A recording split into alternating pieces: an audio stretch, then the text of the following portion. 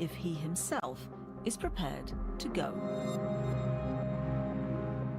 This inquiry was presented by me, Tanya Beckett, produced by Daniel Rosny, researched by Maeve Schaffer, and edited by Tara McDermott. The technical producer was James Bradshaw. That was the inquiry from the BBC. I'm Saroja Coelho here on CBC Radio 1. Good morning, Manitoba, and hello, Winnipeg. I'm Marcy Marcusa. This is CBC's Information Radio. You're on 89.3 FM, 990 AM on the app and on YouTube. Great to be with you this morning. And we're going to have a very busy show ahead because there are fires burning in Manitoba. A lot of people have been evacuated from their communities and their homes, and we're continuing to watch what's happening. We've had this hot weather, record-breaking heat, high winds, and it's not helped us at all. So we're going to be talking about that throughout the program, including with an update from Heather Wells in just a moment. I can tell you there'll be local smoke in Winnipeg today. It's going to be sunny and a high of 23, so it will be a little bit cooler than it has been, but still challenging. And of course, we're also waking up, if you're a sports fan, to a little bit of disappointment because the Jets lost their game last night, so they'll be coming back home for tomorrow. And the weather's going to shift tomorrow as well, so hopefully that'll help with the fires. Let's say a quick good morning to everyone who is here working hard. Corey Funk in early on the phones with folks right now, actually all over the province around the fire issue. So Corey will direct the show. He'll be on the air with us as well and cover the commute. Abby Adiyemi, always first in behind the controls. Good morning, Abby. Abby is our technical producer and will be covering the forecast for you. Brad Lilly's waving hello to you on YouTube this morning. He is our producer of our video stream. All right, Heather Wells now with the latest update on the fires and more stories from Manitoba overnight at 2 minutes to 6. Hi, Heather. Good morning. Well, that wildfire that started in Ontario is forcing some people in the Whiteshell out of their homes. The blaze has been spreading ever since it started Monday, south of Long Pine Lake near Ingolf. We're going to hear from Arlene Hariscu. She lives on that lake with her elderly mother. They grabbed their cat and some of their belongings and escaped approaching flames by boat. We'll hear about that. Also, RCMP are in the area around Lac de Bonnie. They are sending resources, 12 highly trained officers from search and rescue, as well as traffic services and nearby detachments to help out. We'll hear the latest coming up in our next local news at 6:30. All right, thanks, Heather. You're welcome. The Reeve for that area will join us live on the show in the first hour as well. And we're going to hear right after World Report from a man who was evacuated from his rural property, which is around Lac de Bonnie, yesterday. So he's going to start our show, Corey, just off the phone with him.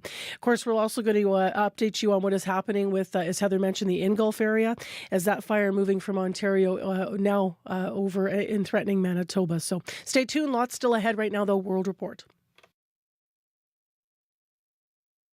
Today on Q. I'm Talia Schlanger sitting in for Tom Power. At this point, Randy Bachman is a legendary figure in rock and roll. He looks back on his career and shares stories about some of his classic songs and why he's excited to hit the road again with BTO.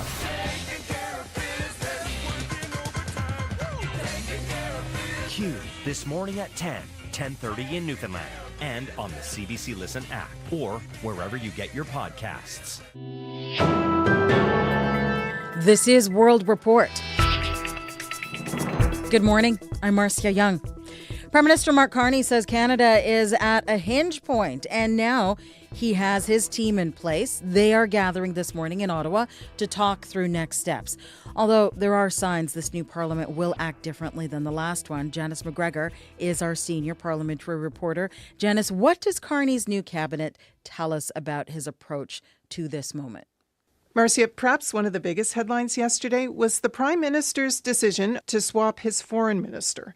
Mélanie Joly insisted yesterday the decision to no longer serve as the government's top diplomat was hers.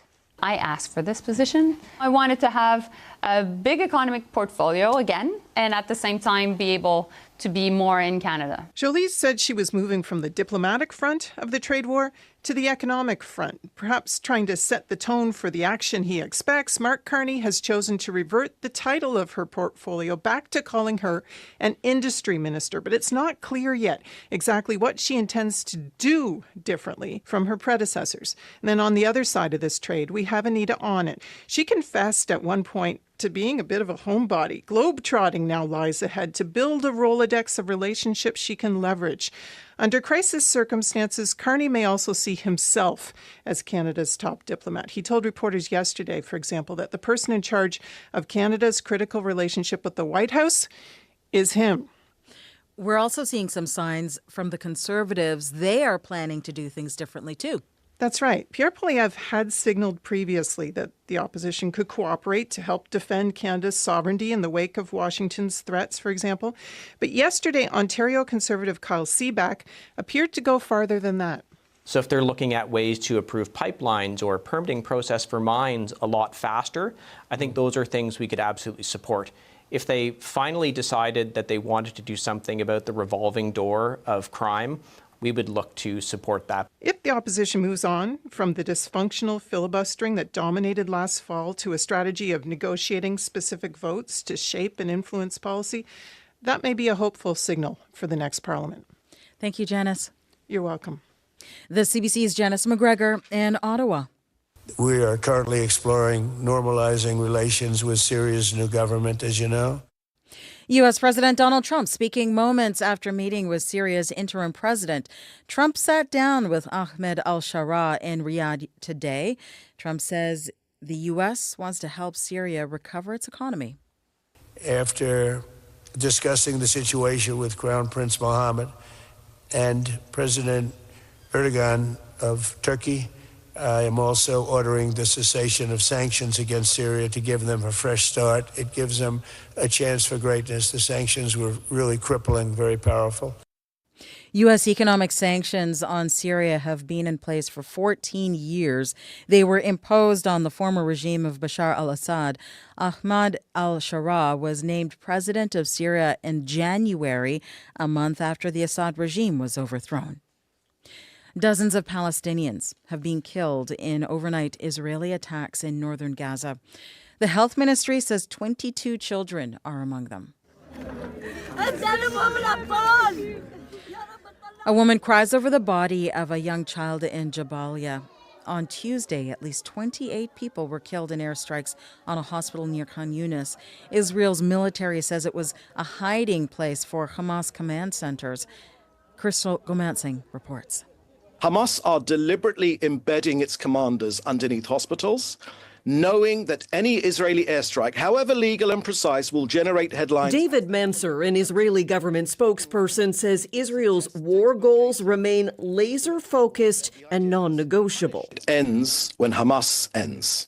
It's unclear if a strike on the grounds of the European hospital near Khan Yunis Tuesday successfully killed its target, Mohammed Sinwar, the Hamas leader. Dozens did die in the attack. Will you act decisively to prevent genocide and to ensure respect for international humanitarian law? Questions to the Security Council from the UN's humanitarian aid chief Tom Fletcher. He says in order to save lives, Israel must be forced to allow aid to enter the country, saying an Israeli-American distribution plan would restrict aid and turn it into a bargaining chip. No aid of any kind has entered Gaza in over 10 weeks. Fletcher says 70% of Gaza is either an evacuation zone or within a militarized area. Crystal Gomansing, CBC News, London. A Vancouver-based immigration consulting company is accused of duping Filipinos out of tens of thousands of dollars. And CBC News has learned it is being investigated by the Canada Border Services Agency. Dozens of lawsuits and labor complaints have been filed against Promised Land Consultancy. The CBC's Lindsay Duncombe has the story.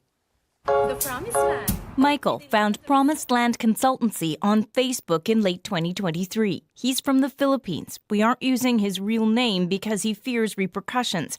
Michael paid more than $6,000 on the promise of a new job and a better life in Canada. It was quite enticing, to be honest. He came on a tourist visa, but when he got to Vancouver, The only job available was working for the Promised Land itself, recruiting others. To look for other candidates who might be interested to come here in Canada. Under almost all circumstances, it is illegal for anyone on a tourist visa to work in Canada. After a week, I found out that they have hired tourists. Immigration consultant Rosanna Salita was hired by Promised Land in 2024, but she only lasted a month. You can tell that the visitors were so shocked. They've been duped. Before she left, Salita downloaded a trove of internal documents demonstrating the scale of the company's activities. CBC News added up the fees from invoices sent by Promised Land for a 7-month period. From August 2023 to May 2024, the company received at least $500,000. The Promised Land consultancy is facing 15 labor complaints and 11 lawsuits. CBC News has learned the Canada Border Services Agency is investigating the company. The agency would not confirm that investigation, but in a statement said it was aware of complaints. We tried repeatedly to reach Promised Land. No one got back to us. Lindsay Duncombe, CBC News, Vancouver. The Menendez brothers now have a chance at freedom. Yesterday, a judge reduced the life sentences of Eric and Lyle Menendez to 50 years to life. That means that after 35 years behind bars for the murder of their parents, the men are immediately eligible for parole. Mark Garagos is the brothers' attorney. The first thing that is set is the clemency hearing, which is, I believe, on June 13th. So the clemency board, and this is something new, will make a recommendation to the governor, and then the governor will take action either before or after. Even if the board recommends the brothers' release, their fate ultimately lies in the hands of California Governor Gavin Newsom. Electric vehicle sales are on the rise. A new report from the International Energy Agency shows EV sales are on track to make up over a quarter of vehicle sales worldwide. It also says EVs are becoming cheaper despite tariff threats to the industry. Inayat Singh has the story. We're not going back, no matter what some people might say or think. Daniel Breton is the president of Electric Mobility Canada, an association representing the EV industry, and is encouraged by the latest numbers on battery-powered cars around the world. 1 in 4 cars sold worldwide being electric or plug-in hybrid. I think it says it all. And in some countries, it's even more. In China, a huge market, 11 million EVs were sold, half of all new cars. According to the latest global EV outlook from the International Energy Agency, that's in part because EVs in China are the same price or even cheaper than gasoline cars. So at one point, just from an economic standpoint, not even considering climate change, it won't make any economic sense to buy a gas car. But while the report said Asia and Latin America are leading on adopting EVs, North America is lagging behind. EV manufacturing went down in the US, and Canada's nascent EV sector remains pretty small. Gal Raz is a professor at Ivey Business School in London, Ontario. Canada is kind of in the middle, and we'll have to decide, where are we going? Are we kind of joining the rest of the world, joining Europe, joining Asia, other kind of countries? Or are we staying kind of, with the U.S. Side of the world? The report said EV sales are projected to continue growing, driven by falling prices, rules to cut carbon emissions from transportation, and incentives for buying electric. Inayat Singh, CBC News, Toronto. That is the latest national and international news from World Report News anytime at cbcnews.ca. I'm Marcia Young.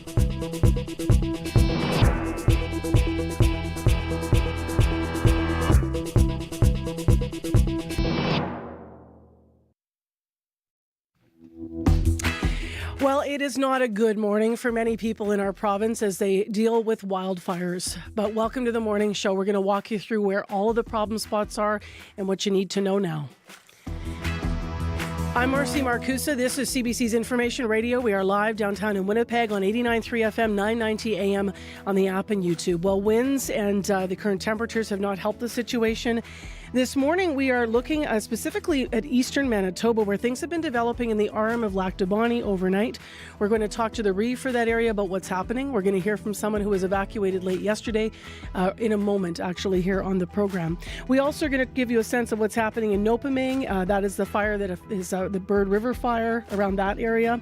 And then, of course, there's the fires from Ontario that are threatening the Whiteshell as well.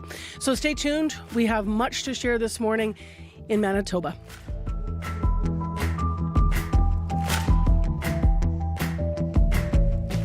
So let's start to get a sense of the facts here and what's happening, what we noted this hour, which is 6:11 a.m., as I said. Heather Wells is here with our headlines. Good morning. Yes, a solid wall of fire is what Arlene Hariscu says she saw yesterday and knew it was time to go. Hariscu lives with her elderly mother on Long Pine Lake. That's just across the Ontario border near Ingolf. A wildfire started there Monday, and by yesterday crossed into Manitoba. Hariscu and her mother grabbed their cat and some of their belongings and fled by boat. The province has issued an evacuation order for parts of Whiteshell, as you mentioned. The fire situation also worsening in the Lac du Bonnet area. RCMP are sending a team of highly trained officers to that area to help get people to safety. I'll be back with more Manitoba News at 6:30. Heather, I just want to share with you, I mean, some of the things you're talking about around that Lac du Bonnet area. People were posting on Facebook about, being stopped by RCMP, trying to turn onto Lee River from Winnipeg. People were trying to get into areas around Black Bear to get animals and such, as you're mentioning this one. This post I'm reading was a dog. And some just harrowing moments for people, right? Yeah, frightening. So frightening. One man talking about his car heating up as he was moving closer to the flames and he decided to turn back. It's just really not safe to go if you're trying to get back to those areas. No, it's not. And I think that people really need to check because the situation continues to change really quickly. Last night there was a post from someone in Lac du Bonnet that was shared on my Facebook page in one of the threads, and she was taking a picture from her deck about maybe it was earlier in the evening, and it was smoky across the water. And then by 10 o'clock it was, engulfed in flame. You could see that orange line. Wow. So yeah, things are really changing here. So we'll stay connected. Pop on air anytime. And I know you're busy getting back to the newsroom. Thank you. You're welcome. Thank you. Corey Funk has been probably the busiest of all of us. He's been calling guests. So we're going to talk with him in a moment and find out what the lay of the land is there and what he's been hearing. But right now, let's go to Abby Adeyemi, who has our actual forecast. Hi, Abby. Good morning, Marcy. Just looking at a snapshot of the province this morning. It's going to be a warm and cloudy day with a slight chance of showers in some regions.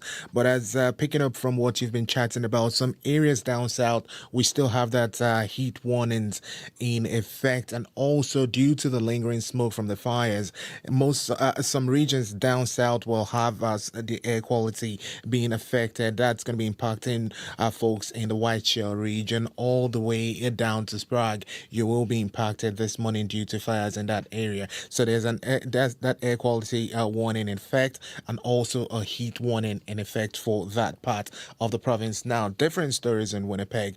Yesterday we were around 24, 25 at this time. Today we are at 11 degrees, partly cloudy outside. Through the day we will see a mix of sun and clouds, though there's still smoke in the air. You will feel it. Our temperatures only will be climbing to around 23 degrees today. Some winds will come from the north, and then as we head into the night, the skies will stay partly cloudy. We might see some showers and possible thunderstorms, with temperatures dropping to the mid-lows around 14. Similar conditions we're seeing in most of the southern regions. Temperatures at this time hovering around 12 degrees to 14 degrees.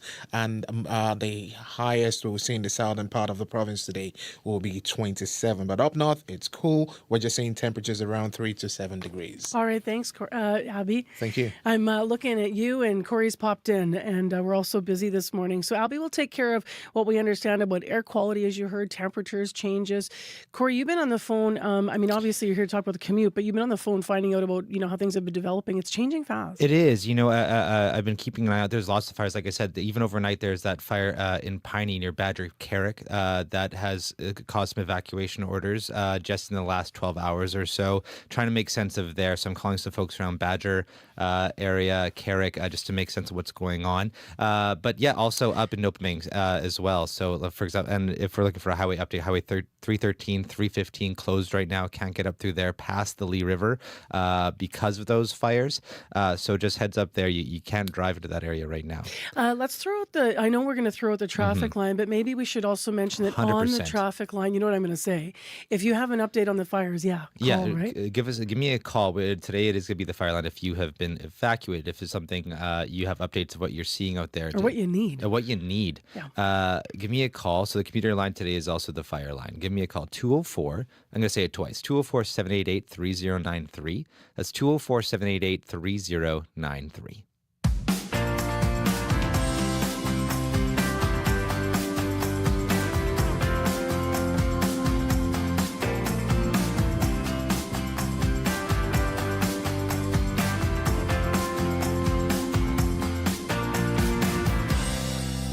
Well, let's first take you out to the area around Lac de Bonnie in the rural area. That's where Stefan Borderleek lives.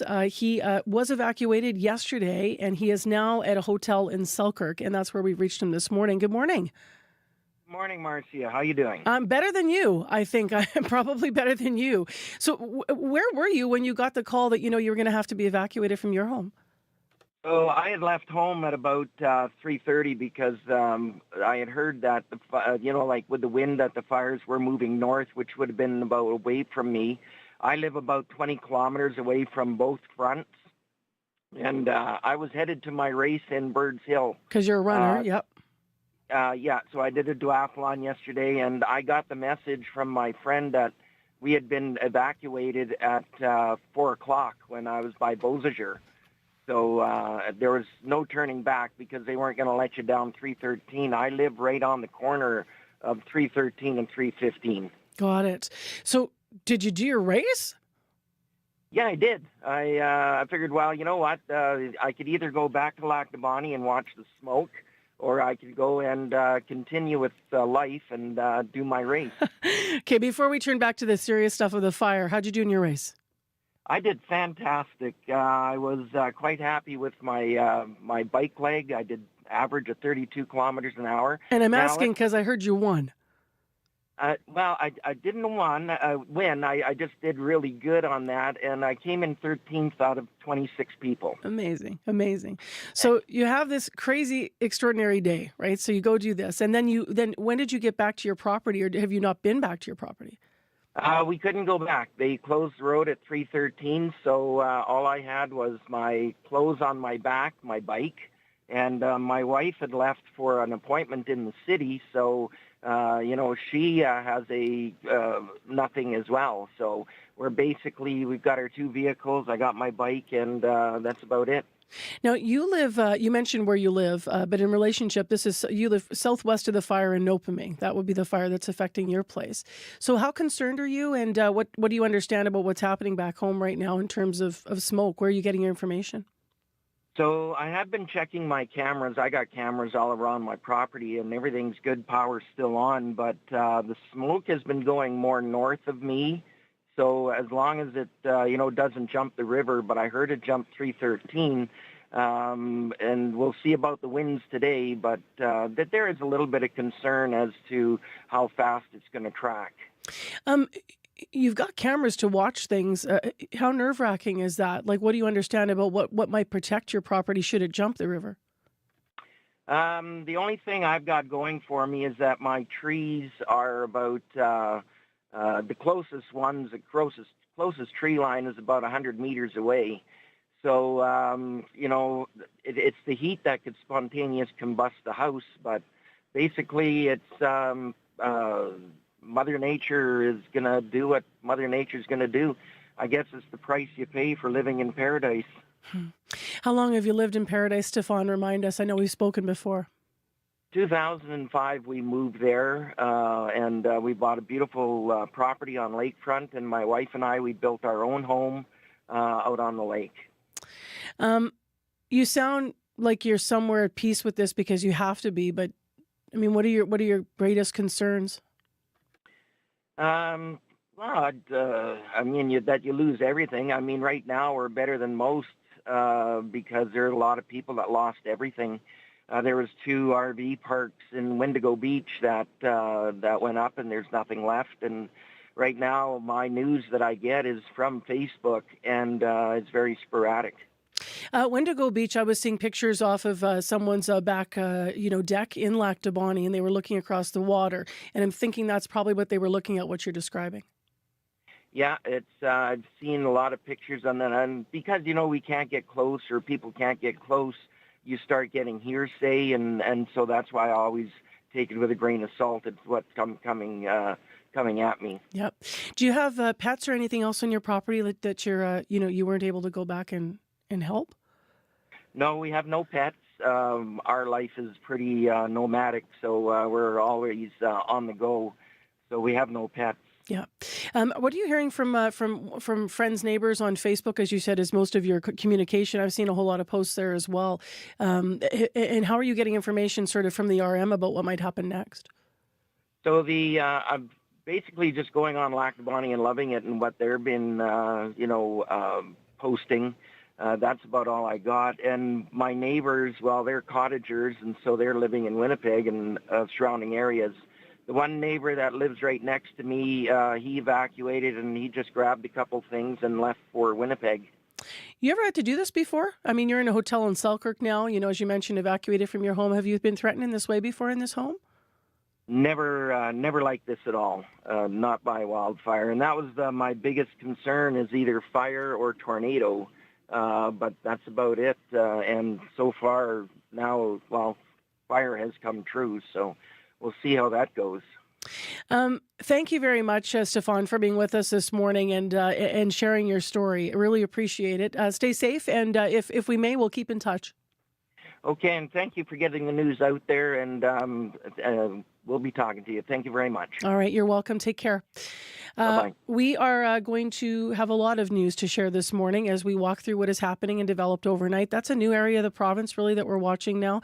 That is Stefan Buderleek. He lives in the Arm of Lactobani. He lives southwest of the fire in Nopaming. He's near the intersection, as he said, of Highway 313 and 315. Now, those highways are closed this morning, as Corey mentioned. 788-3093 for any traffic updates. And we will have the reeve of the Arm of Lactobani on the show coming up in the next half hour. Breaking news happens anywhere, anytime. Police have warned the protesters repeatedly, get back. CBC News brings the story to you as it happens. Hundreds of wildfires are burning. Be the first to know what's going on and what that means for you and for Canadians. This situation has changed very quickly. Helping make sense of the world when it matters most. Stay in the know. CBC News. While we are talking about fires, I also just want to take a moment to talk about something else that tens of thousands of people would have engaged in last night, and that is the hockey game. Oh, it's still hurting a little for me this morning. The Jets did lose to the Dallas Stars last night, so they'll be coming home, and now we're in a must-win situation in the second round of the playoffs. They played great. But so did Dallas's goalie and their player that got the hat trick last night as well. So we'll see what happens next, folks. 11 degrees in Winnipeg this morning. It is cloudy. We have local smoke to be aware of in the city. It's going to be mainly sunny today. Our high will be 23. So a much cooler start than we had yesterday to the day. Brandon's mostly cloudy right now. It's 9 degrees. And up in Thompson, there's actually light snow falling, and it is -2. So that is our current condition. Next on the program, let's have a look at what happened in Ottawa yesterday, where Prime Minister Mark Carney has picked leaders for what he's calling a hinge moment in history. That's a quote. Yesterday, Carney named his new cabinet. On the economic side of things, he tapped 3 people. François-Philippe Champagne as Minister of Finance and National Revenue. Dominic LeBlanc as Minister responsible for Canada-U.S. Trade and Intergovernmental Affairs. And Maninder Sidhu, who is Minister of International Trade. In Manitoba, we also have a minister who is a new and rookie MP. It is Rebecca Chartrand, who took over from beat Nikki Ashton, I should say, up in Churchill, Kuwait, Nagaski. So she's a new MP, and now she is the Minister of Northern and Arctic Affairs, and she's the minister responsible for Canadian Northern Economic Development Agency.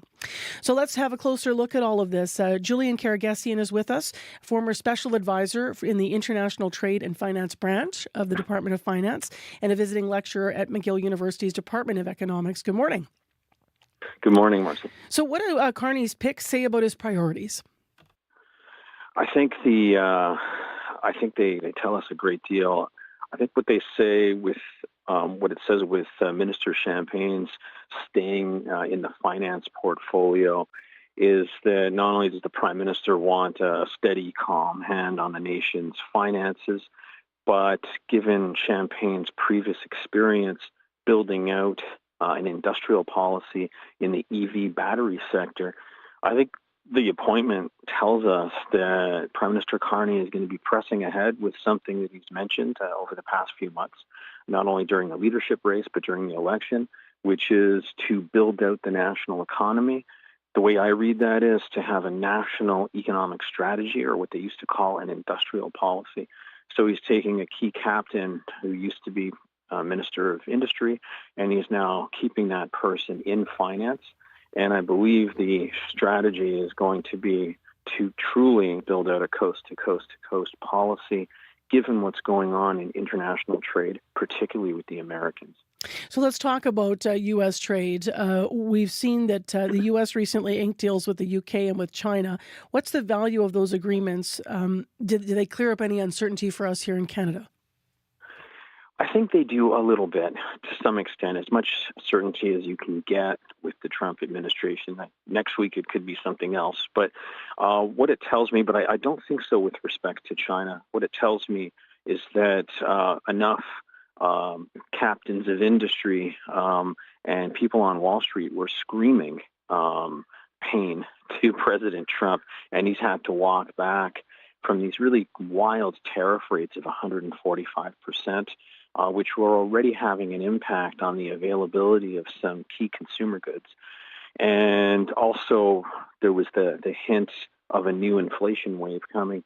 So what it tells me is the limits to Trump's policy of kind of blowing up the international trade system and resetting it on America first terms.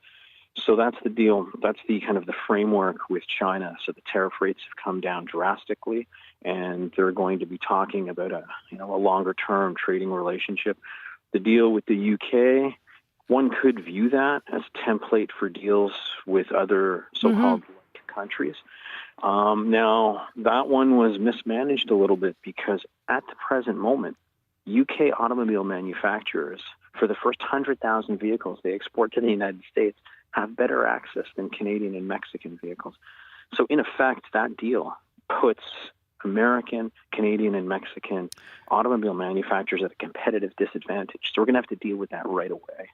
I just want to ask you as well about the strategy ahead for Champagne and LeBlanc at the helm, but also I mentioned our Manitoba minister here, Rebecca Chartrand of Northern Affairs, Northern and Arctic Affairs, Canadian Northern Economic Development Agency. I mean, the North and here in Manitoba for us, the Bay, could become critical to these conversations. What do you think the strategy is going to have to be? Well, you mean in general with trade and economics? Mm-hmm. You were talking about how this is sort of, we're really going to have to lean into our country and then and our sovereignty, economic sovereignty in many ways to move forward as we have these relationships.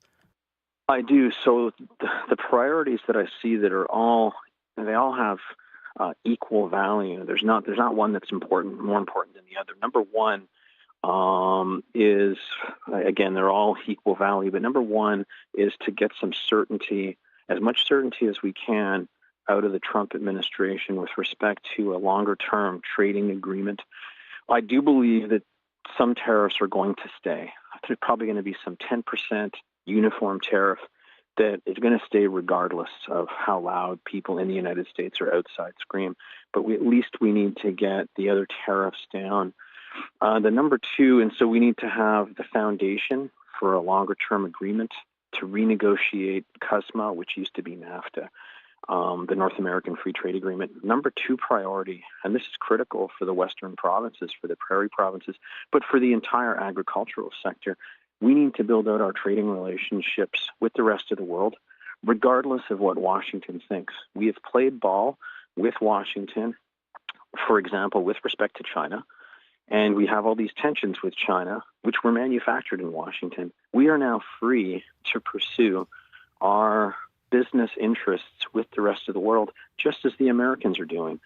And so for our prairie provinces and our agricultural sector generally, that means we're free to end our tensions with China and to provide a basis for a flourishing of agricultural trade between Canada and not only China, but East Asia and South Asia and the rest of the world generally. Which will be critical. Of course, here, canola farmers have been saying counter tariffs, with China have been deeply affecting them. Julian, we'll have to leave our conversation there. Thank you. Thank you very much for having me. That is Julian Karagassian, visiting lecturer at McGill University Department of Economics. Your news is next. This is CBC News. Good morning. I'm Heather Wells in Winnipeg. At 6:30, it is 11 degrees. It's cool out there. In fact, the heat warning has ended for Winnipeg, but continues for areas of southeast Manitoba. For Winnipeg today, mostly sunny, local smoke, and what a difference in temperature. The high yesterday was 37. Today's high, 23. A wildfire that started in Ontario has forced people in Whiteshell Provincial Park out of their homes. When Arlene, her rescue, saw a solid wall of fire across the lake, she knew it was time to go. Her rescue lives with her elderly mother on Long Pine Lake, just across the Ontario border near Ingolf. A wildfire started nearby on Monday, and by yesterday it had crossed into Manitoba and grown to 8,000 hectares. When they saw the flames, her rescue and her mother grabbed their cat and some of their belongings and fled by boat. She knows of at least another neighbor, also a full-time resident, who lost his home. I feel so bad for everybody that's lost everything. A lot of people, that's their home. They live there all the year long, like my mom. So, I mean, that's everything that they've lost. So I feel very, very sad for them. It's not just Whiteshell. The municipality of Lac du Bonny says an evacuation order remains in place, urging people to leave immediately to go to the Lac du Bonny Community Centre.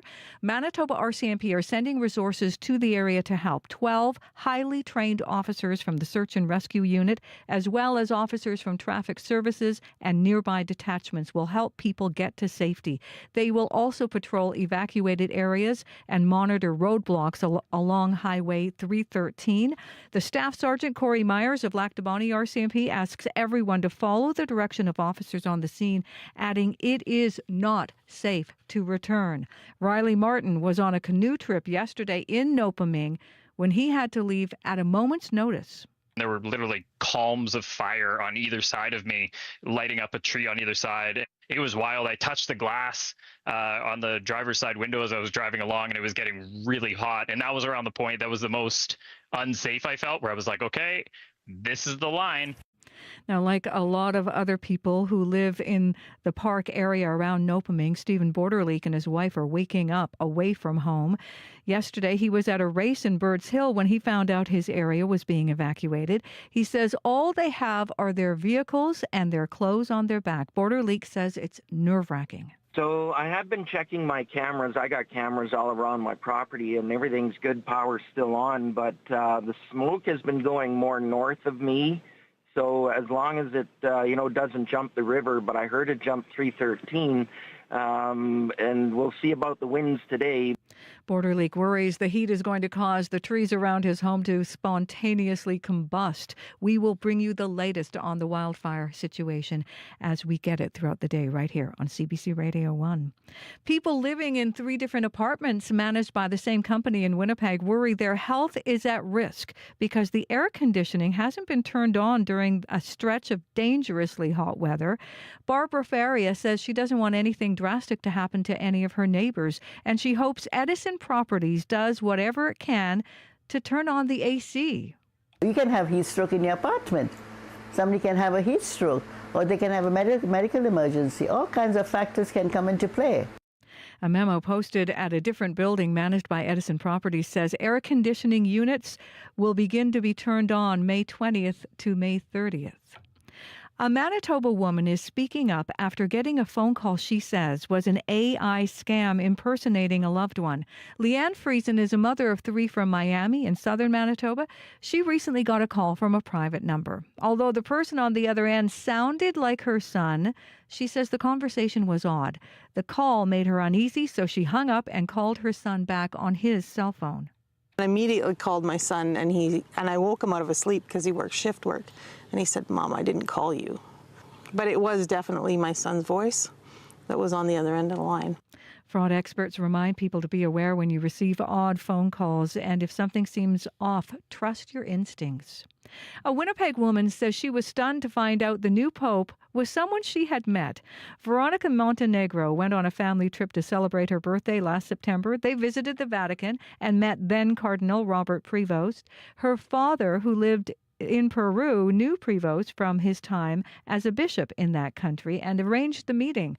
Last Thursday, she was amazed when she heard he had been elected the next pope. I actually froze, and that's what I was stunned. I was like, that's crazy. That is like not in a million years. And as I said, reflecting back, actually, it totally made sense because he's a great guy. All his missionary work actually speaks for him.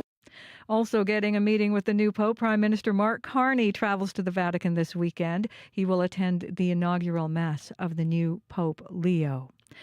On the brink. Scores! Nikolai Ehlers banks it in, and it's a 1-1 game. Winnipeg's lone goal. It was a beauty. Nikolai Ehlers on Sportsnet.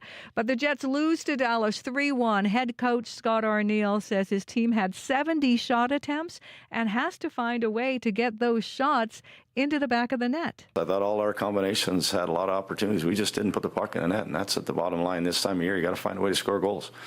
They're not going to be pretty. They're probably going to have to be ugly ones, and we're going to have to find a way to do that. Winnipeg now trails the Stars 3-1. Game 5 comes back to Winnipeg tomorrow night. Game time is 8:30. The Jets have got to win in order to stay in this. You can find more news and the latest on the wildfire situation on our website, cbc.ca/Manitoba. I always mispronounce it. I apologize. I'm going to say Ettinger, not Ottinger, right? It's Ottinger. Ottinger. Okay, so now let me say it the way I want to say it. Ottinger. You know, he was hot last night. We couldn't. Yeah, we just couldn't beat him. Gosh, man. All right. Thanks a lot, Heather. You're welcome. Let's share some stories that are happening out of the wildfires that are good news before we look at weather and traffic. And I'm just going to bring Corey in on this because Corey's been talking to a lot of these folks to get him on the air. Corey, there's a person named Whitney Wakeman who's been posting on our page here. And she lives near Bel Air, Manitoba. So she's been concerned about some of the trees and areas. But it's just, this is the Manitobans helping Manitobans. It kicks in when we're facing floods, fires. You know, she was posting about a classmate of hers says she's out there with a fire hose and a pump trying to save her place. And, then under her post, there's a whole bunch of people, coming into action. And then she had a post last night saying she's in tears. So she's posting from the Broken Head area and Bel Air area. This is up around Grand Beach. So, there's little hot spots all over the province. But she said she's in tears and people have restored her faith in humanity, she writes. She says she saw a cry for help regarding a fire coming close to someone's farm. They posted coordinates. I felt useless and far away. I started sharing it to all these groups. And then people responded and were on their way with water trucks. So it's just people are helping each other in ways that we, in areas that we haven't even necessarily wrapped our heads around what's going on. It's always a silver lining, right, of these devastating stories. Yeah. With these people who are stepping up for each other. And that's what Manitobans do. We hear a lot. So if you do need help, you can reach out to us. If you have a story, you can reach out to us. If you have a fire update, you can reach out to us. So why don't we stay with you, Corey, here. Give us the number for that, which is the same as for traffic. Right. 204-788-3093. So 204-788-3093. And then actual traffic, what's happening? Yeah, I did get one call, something happening here in the city that at Waverly and Bison Drive, lights are out right now completely. So treat that as a four-way stop. That's what people are doing, but backups are already beginning, as you can imagine. That's the only thing happening here in the city. And as you can imagine, out on the highways, smoky if you're on Highway number 1, heading towards the Ontario border because of those white shell fires. As well, Highway 313 and 315 also closed to opening, which I'm sure people in that area are well aware of right now. But if you have any other updates, I'll say the number one more time. We're here to step up for you as well. The number to call, 204-788-3093. All right. Thanks, Corey. Thank you. The Reeve of the Arm of Lac Dubani is our live guest after business news. Now, let's actually look at the weather today. Abby's going to look us all around Manitoba with air quality in the regions. What do we know? Good morning. Talking about that region, we have heat warning in effect for that White Shell and surrounding areas where we're seeing temperatures climbing to the 30s today, and tonight remains warm. Also, we have a special air quality statement in place for Besaid and all the way down to Little Grand Rapids due to the fire in that region, which may be causing reduced visibility and breathing discomfort for a few people. So you need to take care. But overview, it's going to be a mix of warm sunshine and clouds across the province today with that smoke and heat warnings in the southeastern part of the province. But up north, we're looking at cooler temperatures. Winnipeg at this time, 11 degrees. We are heading to a high of 23. In the south, temperatures still hovering between 12 and 14 in many areas and partly cloudy. Also, most regions down south feeling that smoke in the air. We travel to the north. The powerful influence surrounding areas. We're seeing temperatures around 3 degrees this morning, warming up to a high of 13. Thompson is at -2, seeing light snow this morning, and that should end as you get into the day. You then warm up to a high of 10. And then tracking the weather further north into Churchill, we're looking at temperatures around -3, -4 in the region.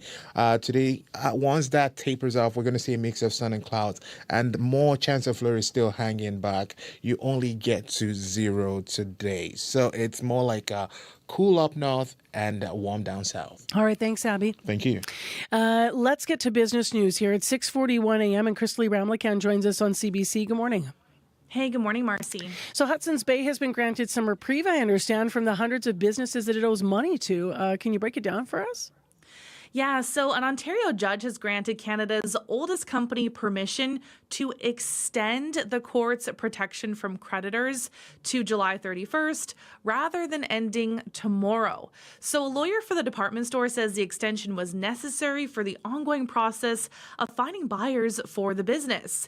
So as we've talked about, the retailer filed for creditor protection in March because it was having trouble paying about $1 billion it owed to landlords, vendors, and suppliers. The Bay then put itself up for sale. 17 bidders have made offers for either the entire business or some of its intellectual property, and 12 are vying for 39 leases.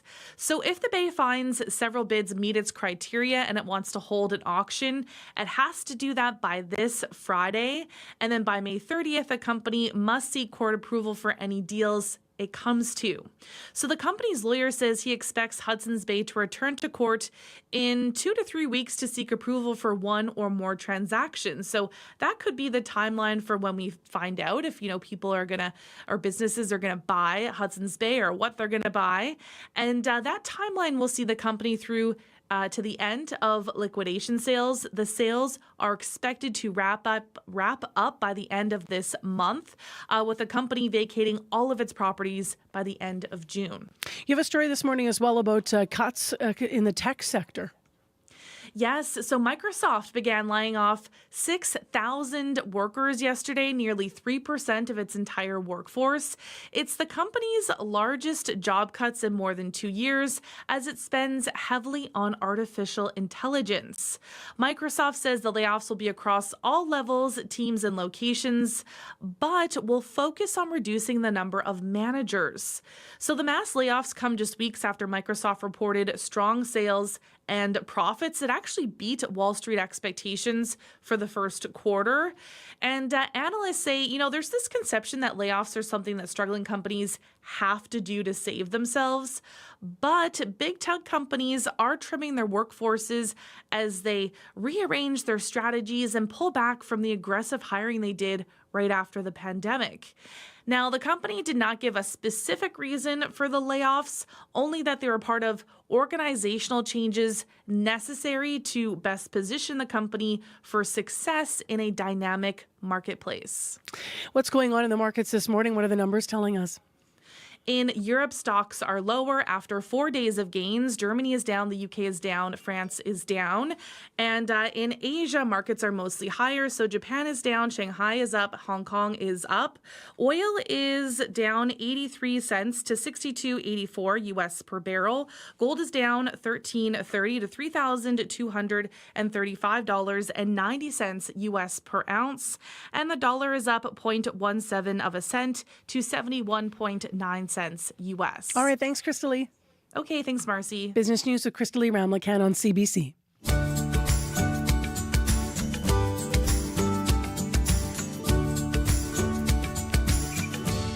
Well, let's return to the top story in the province, and that is wildfires. 6:44 a.m. I'm Marcy Marcusa with Corey Funk and Abby Adeyemi and Brad Lillies in our control room, trying to stay on top of everything because things have been changing and quickly.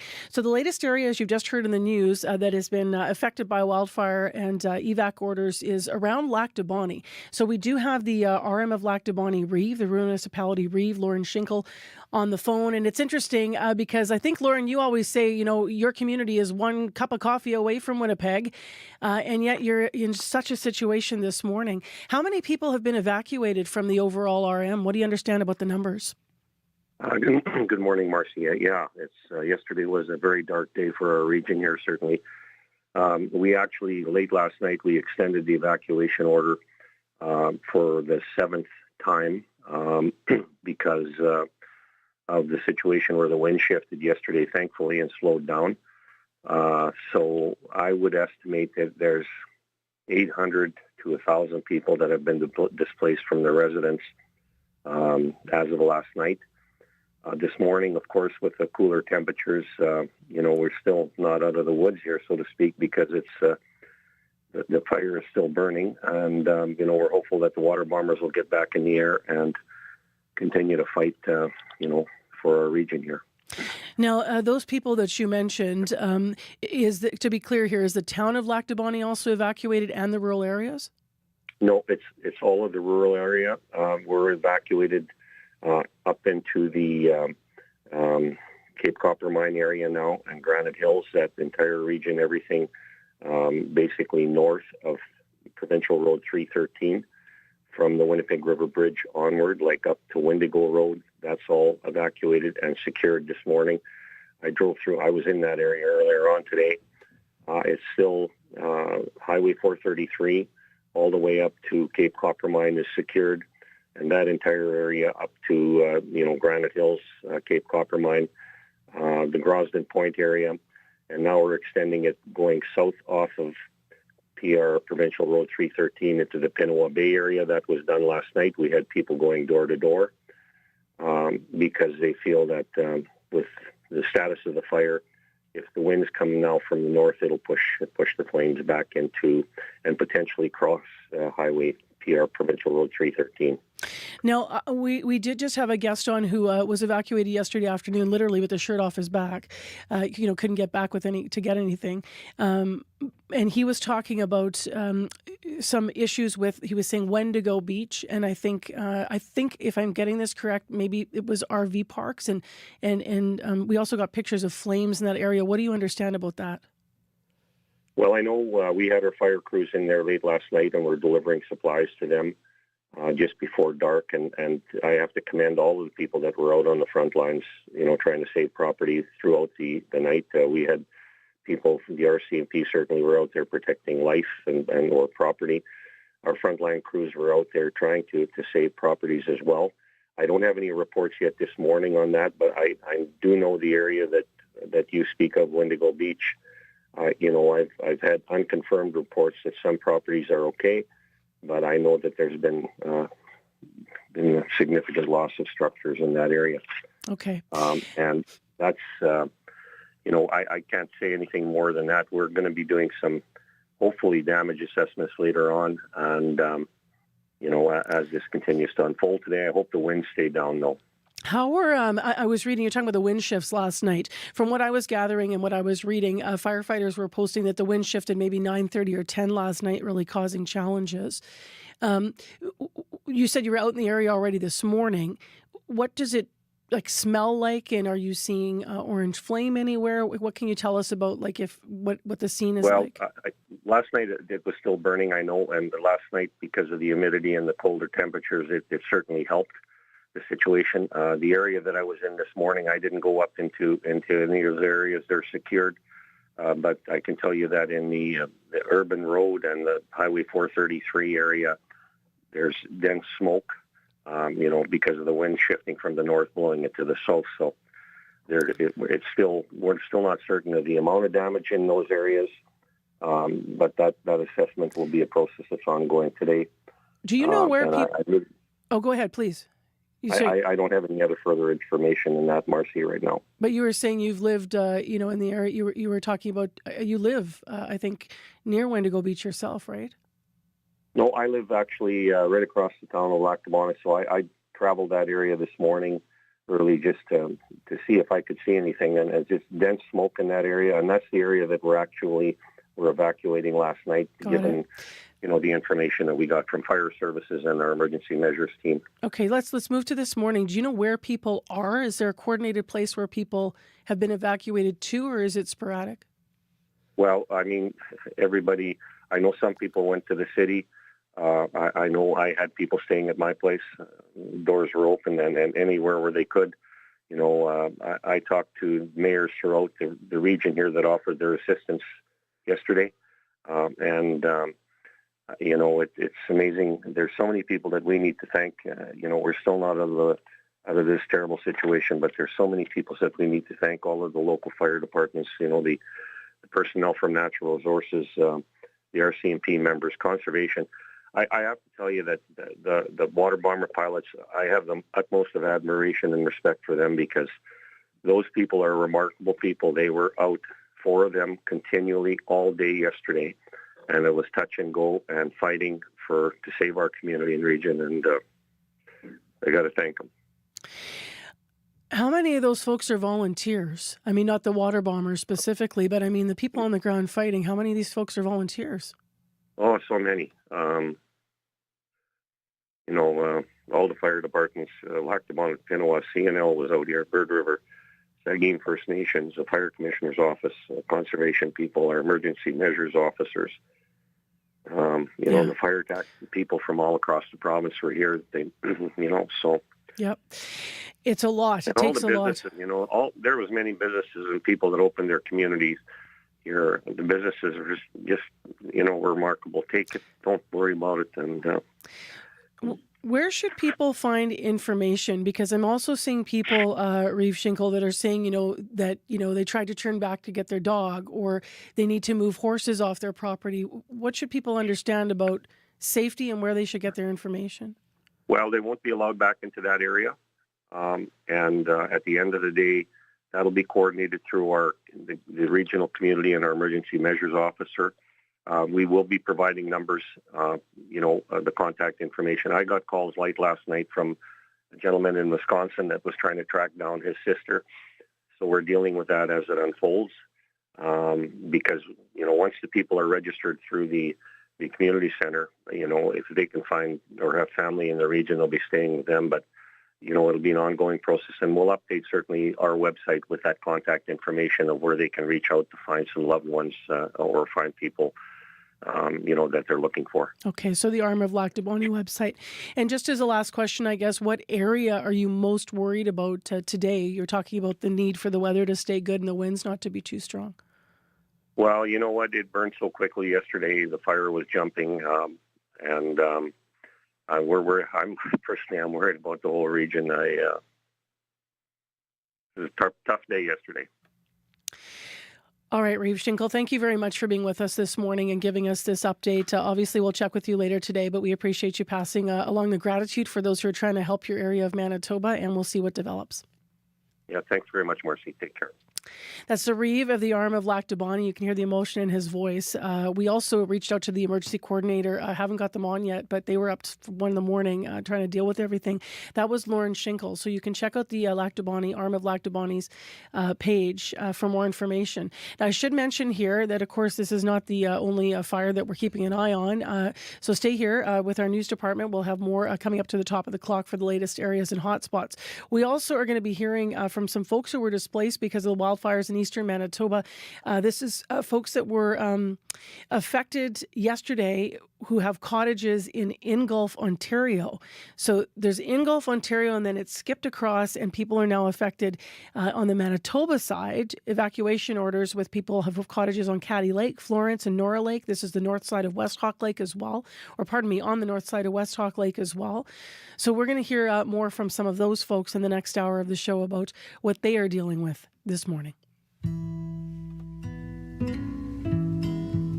Thought we'd take a bit of a break here. Let's have some new music out just this week. This is from Winnipeg musician Ben Notes on CBC. At 5 to 7, the tune's called I Swear.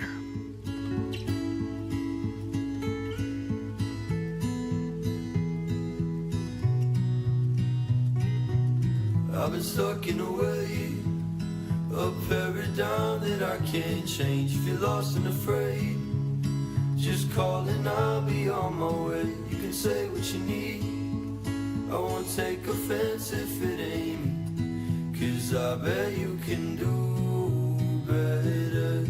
I swear that I can change, I'll be the man you want me to be. Take away all the pain. Girl, you can leave it all to me. I know it's hard for you to trust because of all my past mistakes. But baby, I swear I've changed.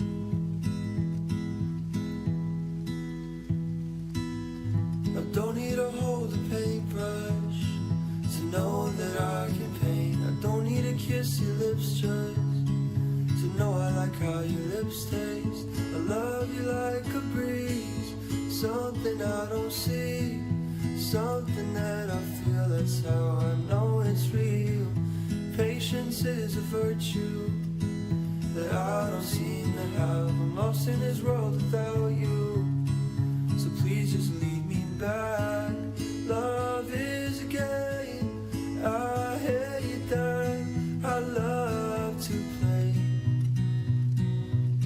I've been stuck in a way, a paradigm that I can't change. Feel lost and afraid, just call and I'll be on my way. You can say what you need, I won't take offense if it ain't me, 'cause I bet you can do better. I swear that I can change. I'll be the man you want me to be. Take away all the pain. Girl, you can leave it all to me. I know it's hard for you to trust because of all my past mistakes. But baby, I swear I've changed. That is nice new music from Ben Notes out of Manitoba. It is just out this week. The tune is called I Swear. It's 3 minutes to 7 o'clock. Heather Wells is here with a news update, more on the fires and other stories. Good morning, Heather. Good morning. Yes, and 800 to 1,000 people have now been displaced in the municipality of Lac du Bonnet. That this morning from the Reeve of the area, Lauren Schinkel, as wildfires continue to threaten not just Lac du Bonnet but other communities. Now, Manitoba RCMP are sending resources to that area to help. 12 highly trained officers from search and rescue, as well as officers from traffic services and nearby detachments, will help get people to safety. Now, a wildfire that started in Ontario is forcing some people in Whiteshell out of their homes. The blaze has been spreading since Monday south of Long Pine Lake. That's where Arlene Hariscu lives, on the lake with her elderly mother. They grabbed their cat and some of their things and escaped the approaching flames by boat. We'll bring you the latest on the wildfire situation coming up in our next local news at 7:30. All right. Thanks very much, Heather. You're welcome. So lights are out at Waverley and Bison Drive. Treat that as a four-way stop in the city of Winnipeg. Of course, the fire areas, avoid them altogether. Check before you go if you have to go. And Highway 313 and 315, of course, are closed in the arm of Lac du Bonnet today. 788-3093 if you have any traffic updates or any, frankly, fire updates, something to share, something you need, you can reach Corey live on that line. So 788-3093. It is cooler and cloudy in Winnipeg this morning at 11 degrees. Local smoke could affect you.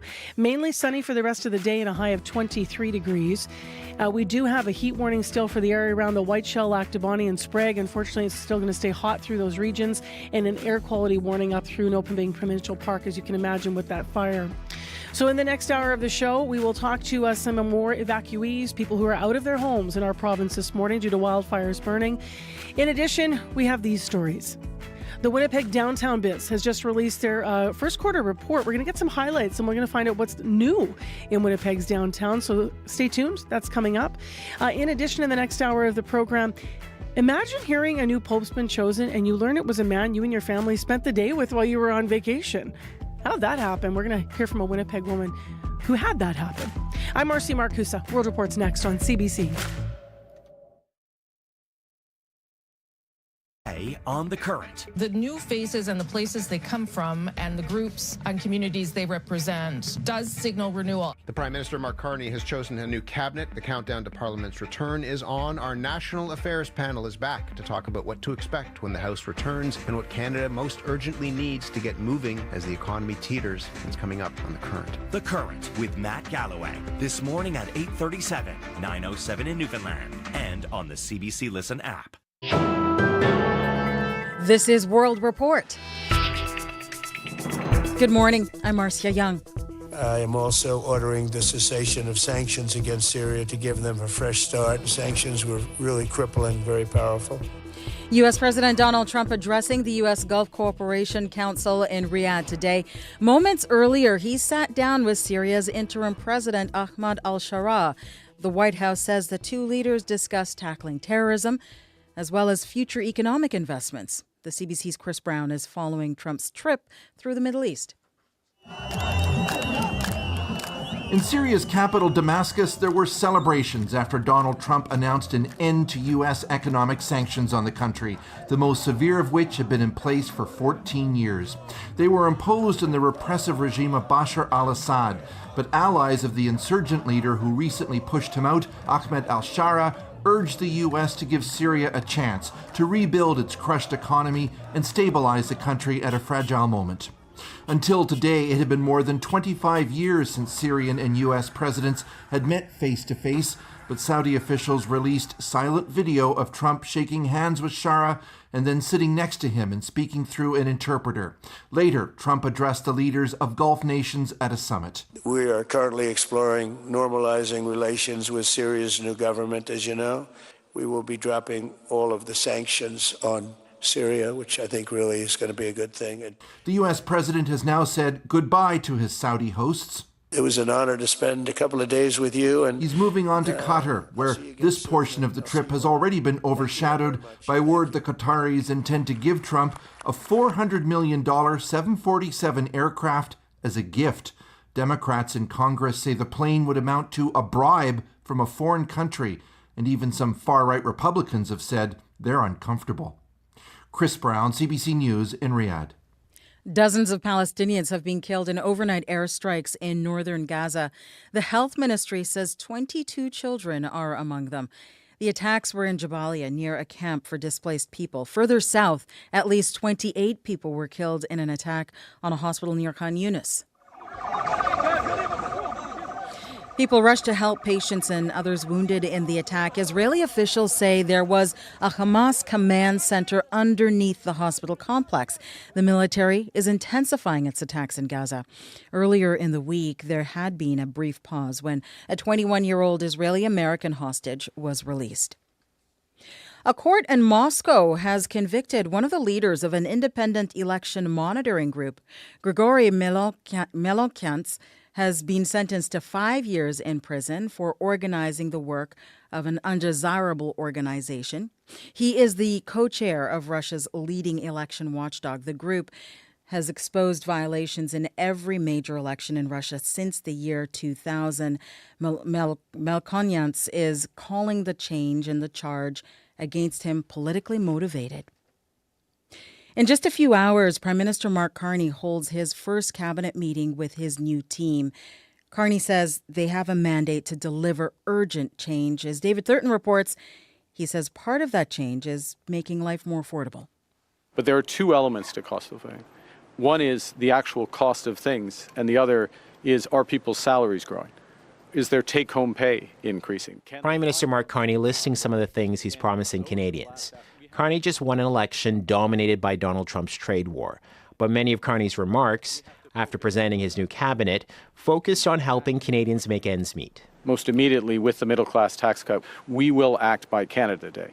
Parliament has to approve it. We'll have to find 2 extra votes, but we clearly campaigned on that, and we'll put that forth. Carney also committed to boosting Canada's housing supply, aggressively doubling the pace of building.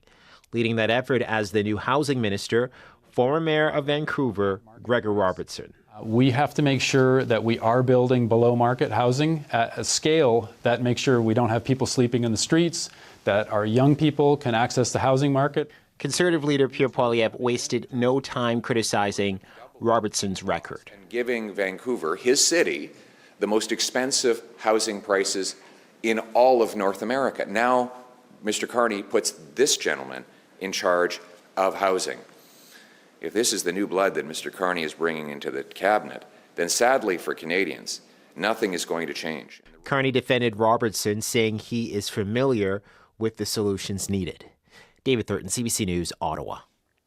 Later this week on Friday, Carney is heading to Rome. He is going to attend Pope Leo's inaugural Mass on Sunday. The Prime Minister's office says Carney will meet with other international leaders and they will discuss deepening trade, commerce, and cultural ties. An Ojibwe community in northwestern Ontario is taking the federal government to court. Pikangikum First Nation has decades-old issues with its water and wastewater infrastructure.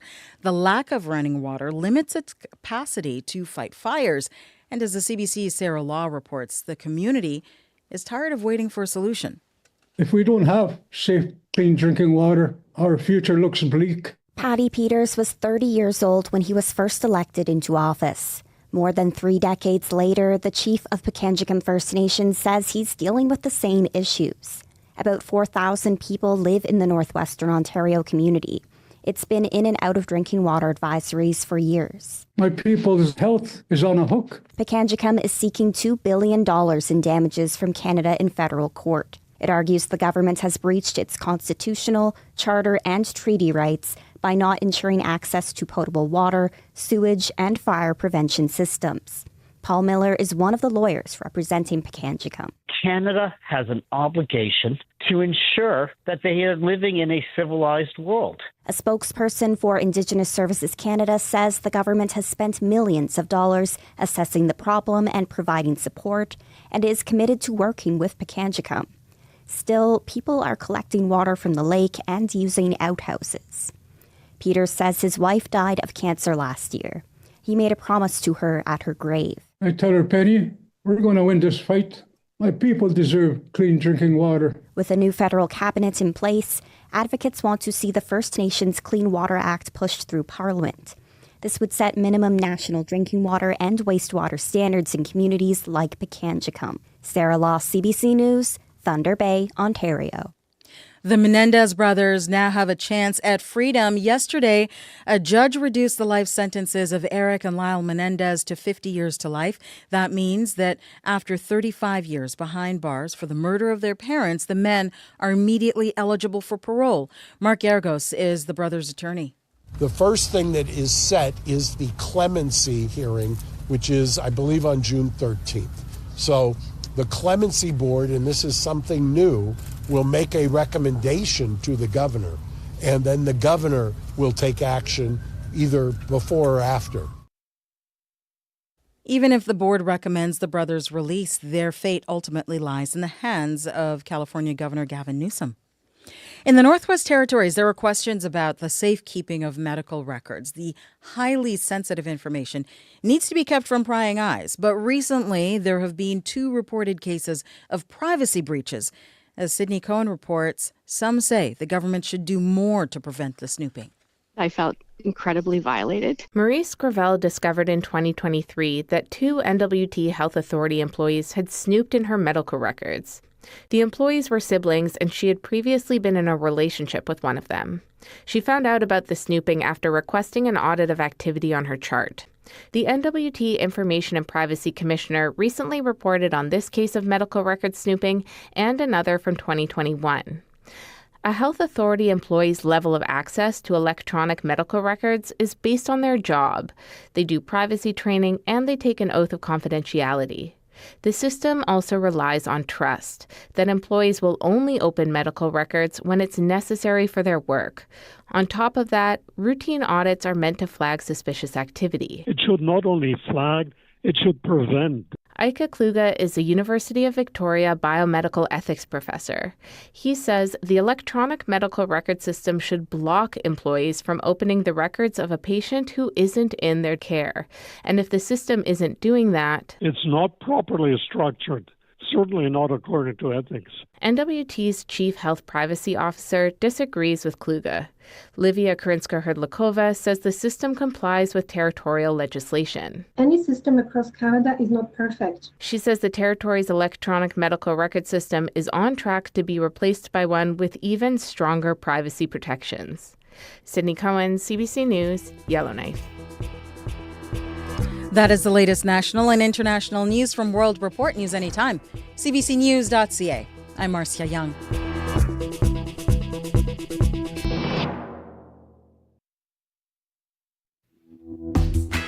Good morning, Manitoba. I'm Marcy Marcusa. You are with CBC, your public broadcaster on 89.3 FM, 990 AM on the app and YouTube. Thanks for joining us. Well, you can tell by my tone that we have a serious morning on our hands, and we are taking you all around Manitoba to get a handle on what's happening with fires and wildfires. So Heather Wells in a moment with the latest situation of Lac de Bonnie, which developed overnight in the rural municipality. And so she'll be in a moment to tell us more about that. Also, then we're going to take you over to the White Shell this half hour. We're going to hear from a lodge owner, from what I understand. Corey's just on the phone getting guests up. He's been calling all around Manitoba this morning, and they've been housing some of the evacuees from all over the place. So we still also have fires threatening different parts of the province, and some of them well involved. We'll have the very latest to keep you safe. And if you want to call us live, it's 788-3093. A cooler morning on our hands. I'll just mention 11 degrees in Winnipeg. Abby's going to update that in a moment and tell us more about the rest of the day here in Winnipeg. Right now, though, as I mentioned, Heather has some numbers for us and updates out of the Lac de Bonnie area when it comes to fires. Hi, Heather. Hello, good morning. Yeah, the number of people forced from their homes by wildfires is growing as those fires continue to threaten communities and parks in eastern Manitoba. 800 to 1,000 have been displaced from the municipality of Lac de Bonnie. We get that information this morning from the Reeve there. Also, Premier Wab Kinew telling Question Period yesterday, 40 permanent residents have been forced out of Nopaming and many more seasonal residents, but we'll hear updated numbers. That, of course, is from Question Period yesterday. Now, Manitoba RCMP are sending resources to the area of Lac de Bonnie. 12 highly trained officers from search and rescue, as well as from traffic services and nearby detachments, are going to help get people to safety. They're also setting up roadblocks and will monitor those areas that have been evacuated. So we'll bring you the very latest news coming up at 7:30. All right. Thank you, Heather. You're welcome. And now to the weather forecast. Abby is here to walk us through what's happening with heat, air quality, and temperatures. I'll just start with the thunderstorms already being felt in Brandon at this time. Temperatures around 9 degrees. We have that heat warning in effect for southeastern Manitoba, including the White Shell, all the way down to Sprague and regions in that area where temperatures are soaring to 30s today, and the night is even going to remain warmer. Also, the region under that special air quality statement due to the smoke and fire in the area, which may be causing reduced visibility and breathing discomfort for vulnerable people. Winnipeg right now, 11 and partly cloudy skies, smoke in the air as we move through the day. Expect some sunny conditions, although the sun might look a bit hazy due to the local smoke. Winds will come from the north. Temperatures climbs to 23 degrees. And then tonight, partly cloudy conditions and temperatures dipping to around 14. All the regions in the south, we're seeing temperatures around 9 and 11 degrees at this time. And we already see thunderstorms in Brandon. Up north, it's cool. Temperatures hovering between 0 and -3. All right. Thanks, Abby. Thank you. Corey, we're starting to see people on the Lac de Bonnie and Loving It page. Heather was talking about the 800 to 1,000 evacs from that rural area, posting with help. So people are asking for, different clothing sizes for kids and such, like families literally left with nothing, some of them, and also help with, people are looking for help with moving animals off property and things. So I'm going to point people to the Lac de Bonnie and Loving It Facebook page. That's where a lot of this conversation's happening. And we heard that from an evacuee we interviewed last hour as well. So Right. You are here to talk about what's happening with because of that fire in Nopaming, as well. If you're heading on Highway 1 heading towards Ontario, you can expect a lot of smoke from those fires coming from that fire that started around Ingolf and has kind of now forced those evacuations. And a reminder, because we're going to talk to someone from the White Shell right away, that if you're planning your weekend, and people might have been hoping to go to the Mantario Trail or to Hunt Lake Trail, those are both closed right now in the White Shell because of those ongoing fires right now. If you see anything else going on out there, give me a call on the CBC commuter line. And as today, if you just have any stories to tell, to share with us about the fire, if you're impacted, if you need anything and you want to give a shout out, give us a call on the CBC commuter line, which is today is also our fire line, 204-788-3093.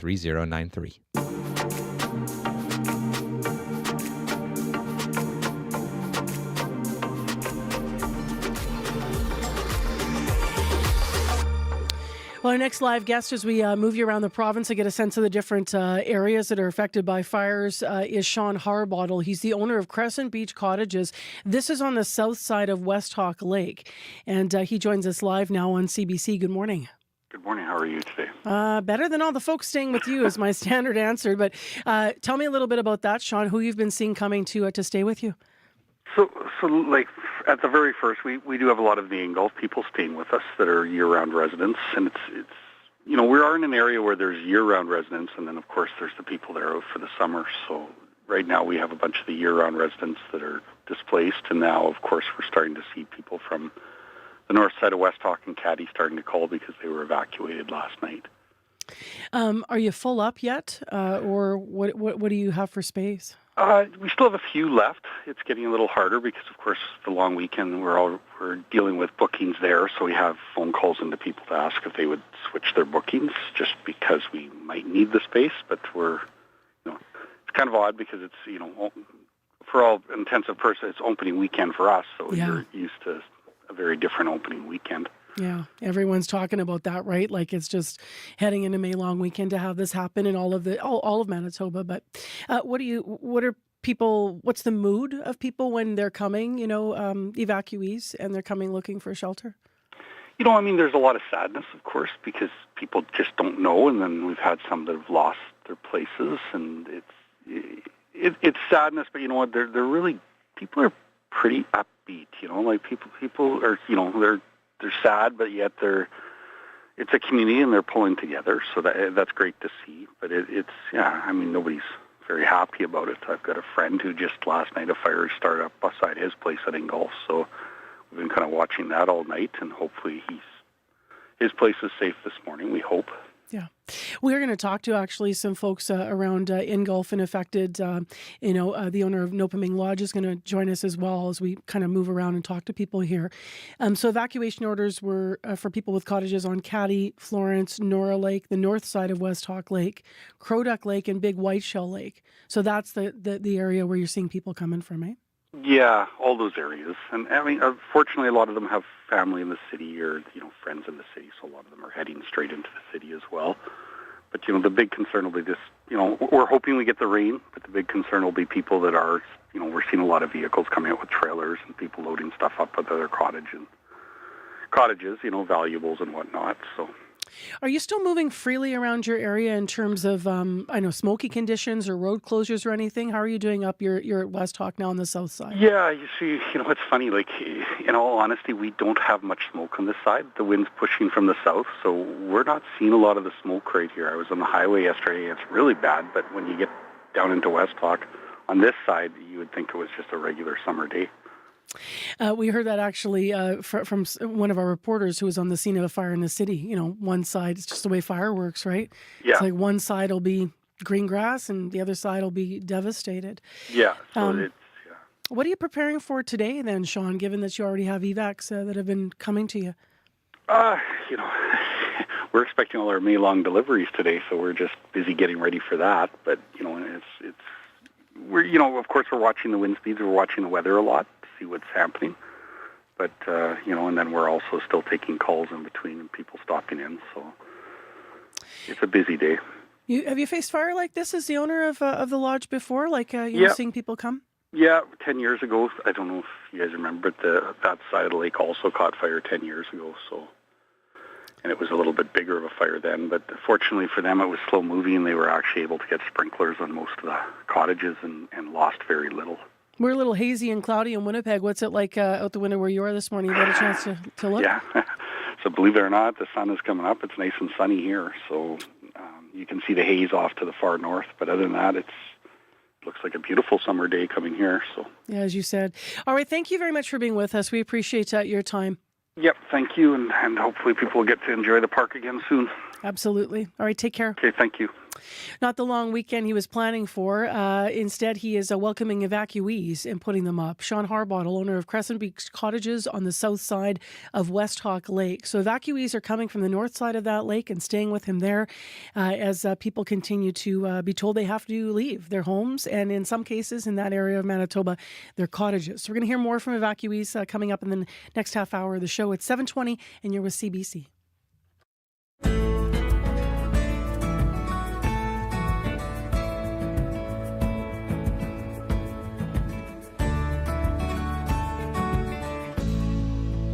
Well, we are live in downtown Winnipeg, and let's talk about downtown because the first quarter snapshot's been released for our downtown. This is a report that comes out from the Downtown Winnipeg Biz.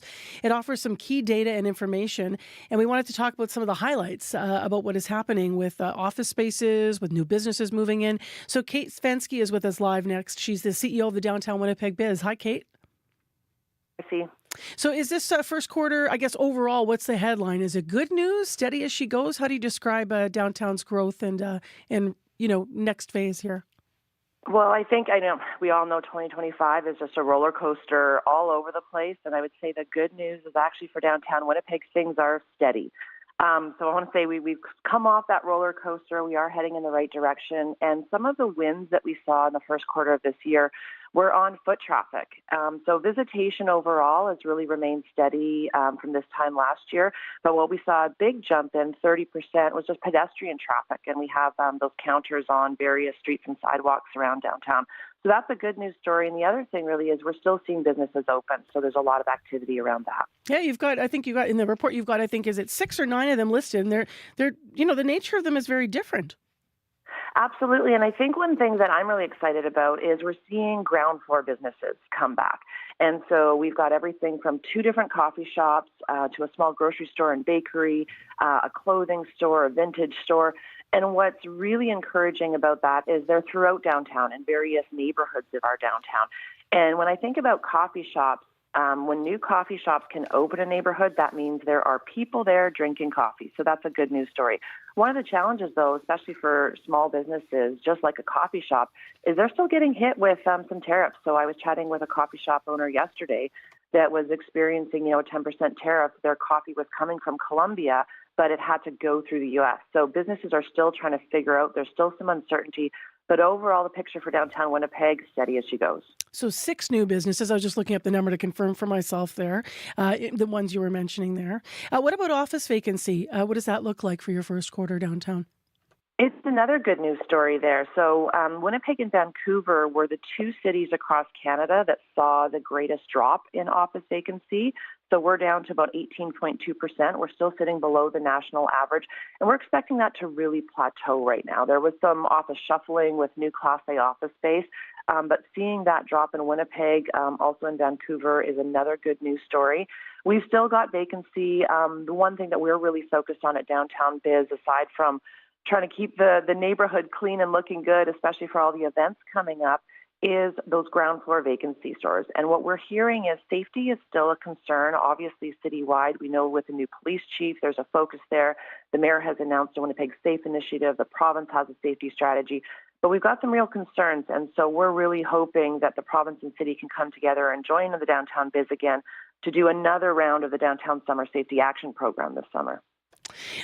Let's look at some of the big projects that are downtown, and I'm wondering how concerned you are, because earlier this year we reported in March that the cost of redeveloping, as you know, the former Bay building in downtown Winnipeg has risen more than 50%. So some of the amenities that the Southern Chiefs organization were planning have been scaled back or removed because of that. So how much of a concern is that project, and what other ones are you watching? I think that's always been a concern, especially over the last 10 years with inflation and just prices on construction, but more so in the last year or so, really keeping an eye on that. And we always often see changes. You kind of have the pipe dream of what the project can be and then what reality is. So we are keeping a close eye on that project and some of the other ones. Marketlands is coming along. We know Railside at the Forks is moving forward. And then there's a couple really great other residential projects on 138 Portage Avenue East, a project there. And obviously another big one is the Portage Place redevelopment. And so that one is moving. They've already met with stakeholders. They're talking about some of the changes are coming, so we're going to be sharing information on that soon. And that's where we saw some movement with businesses as well. Some of the smaller businesses in Portage Place have had to relocate for the redevelopment. So it's a little uncertain still right now, but all of these projects are still moving forward. And just last, because we're about to go into sports, so what's the impact on the downtown when the Jets do well? Oh, Marcy, it's so good. Just from how you feel in your soul and the energy that it brings downtown, but also on the economic activity. We're hearing from businesses anywhere from like 60 to 80% increases on businesses. So the deeper run that we go, the better it is for businesses. And, I was kind of complaining to someone recently about those late games and 8:30 start. I'm too old for it. My niece, 18-year-old niece, is happy about it. But what I did hear is that it's actually good for business. So we have more folks in businesses staying longer the later the game starts. So you won't hear me complaining about the late night start tomorrow at 8:30. And I would say, if we've got 3 wishes for this week, it is definitely rain. It's a Jets win. It's the Summer Safety Action Program. And I think this weekend is a great weekend for sports. Not only do we have the Jets playing Thursday here at home for Game 5, but Sea Bears and Goldeyes also have their home openers all downtown. Yes, absolutely. Thank you very much, Kate. Appreciate it. Take care. That's Kate Fensky, Executive Director of Downtown Biz. If you want to read the full report, it's just come out the first quarter about how our downtown is doing. You can go to downtownwinnipegbiz.com. Well, let's update how the Jets did last night. You can hear in my tone, if you didn't watch the game, that Scott Ricker, they played so well. Yeah, they really did. But it's a different animal, isn't it? Playoff hockey versus the regular season, where their free-flowing, crisp movement helped them win the President's Trophy. It's anything but free-flowing. It is choppy as can be right now, which suits the Dallas Stars just fine, which is why they are, after a win against Winnipeg last night, up 3-1 in this series. The Jets, Marcy, victims of a Mikko Rantanen hat-trick earlier in this series, were victimized by another Finnish forward last night. Mikael Granlund had all 3 Dallas goals. Jets coach Scott Arniel was asked about his team's struggles away from home, where they've won just 1 time in their past 3 playoff appearances combined.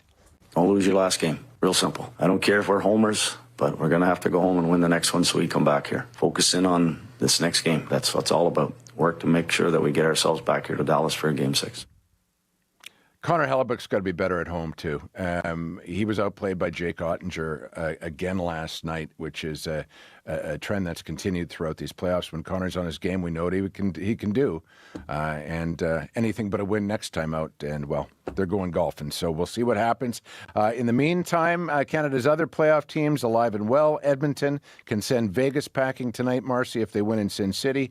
And Toronto's looking to take a 3-2 lead at home to Florida. At the end of the last game, you may recall Panthers forward Matt Tkachuk was caught on camera threatening the Leafs star William Nylander, saying, "I'm going to get you." Toronto coach Craig Berube was asked how Nylander is feeling about that. He probably didn't hear him. He doesn't hear me.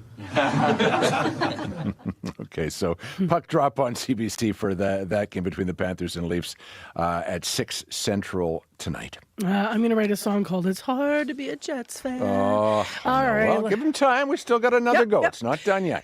Let's talk about baseball. It was a memorable day on, and actually an off the field too, right? Yeah, a bad memorable on it, at least from a Blue Jays fan's perspective, Marcy. Toronto's 4-game winning streak came to a halt after they blew a 9th-inning lead against Tampa Bay.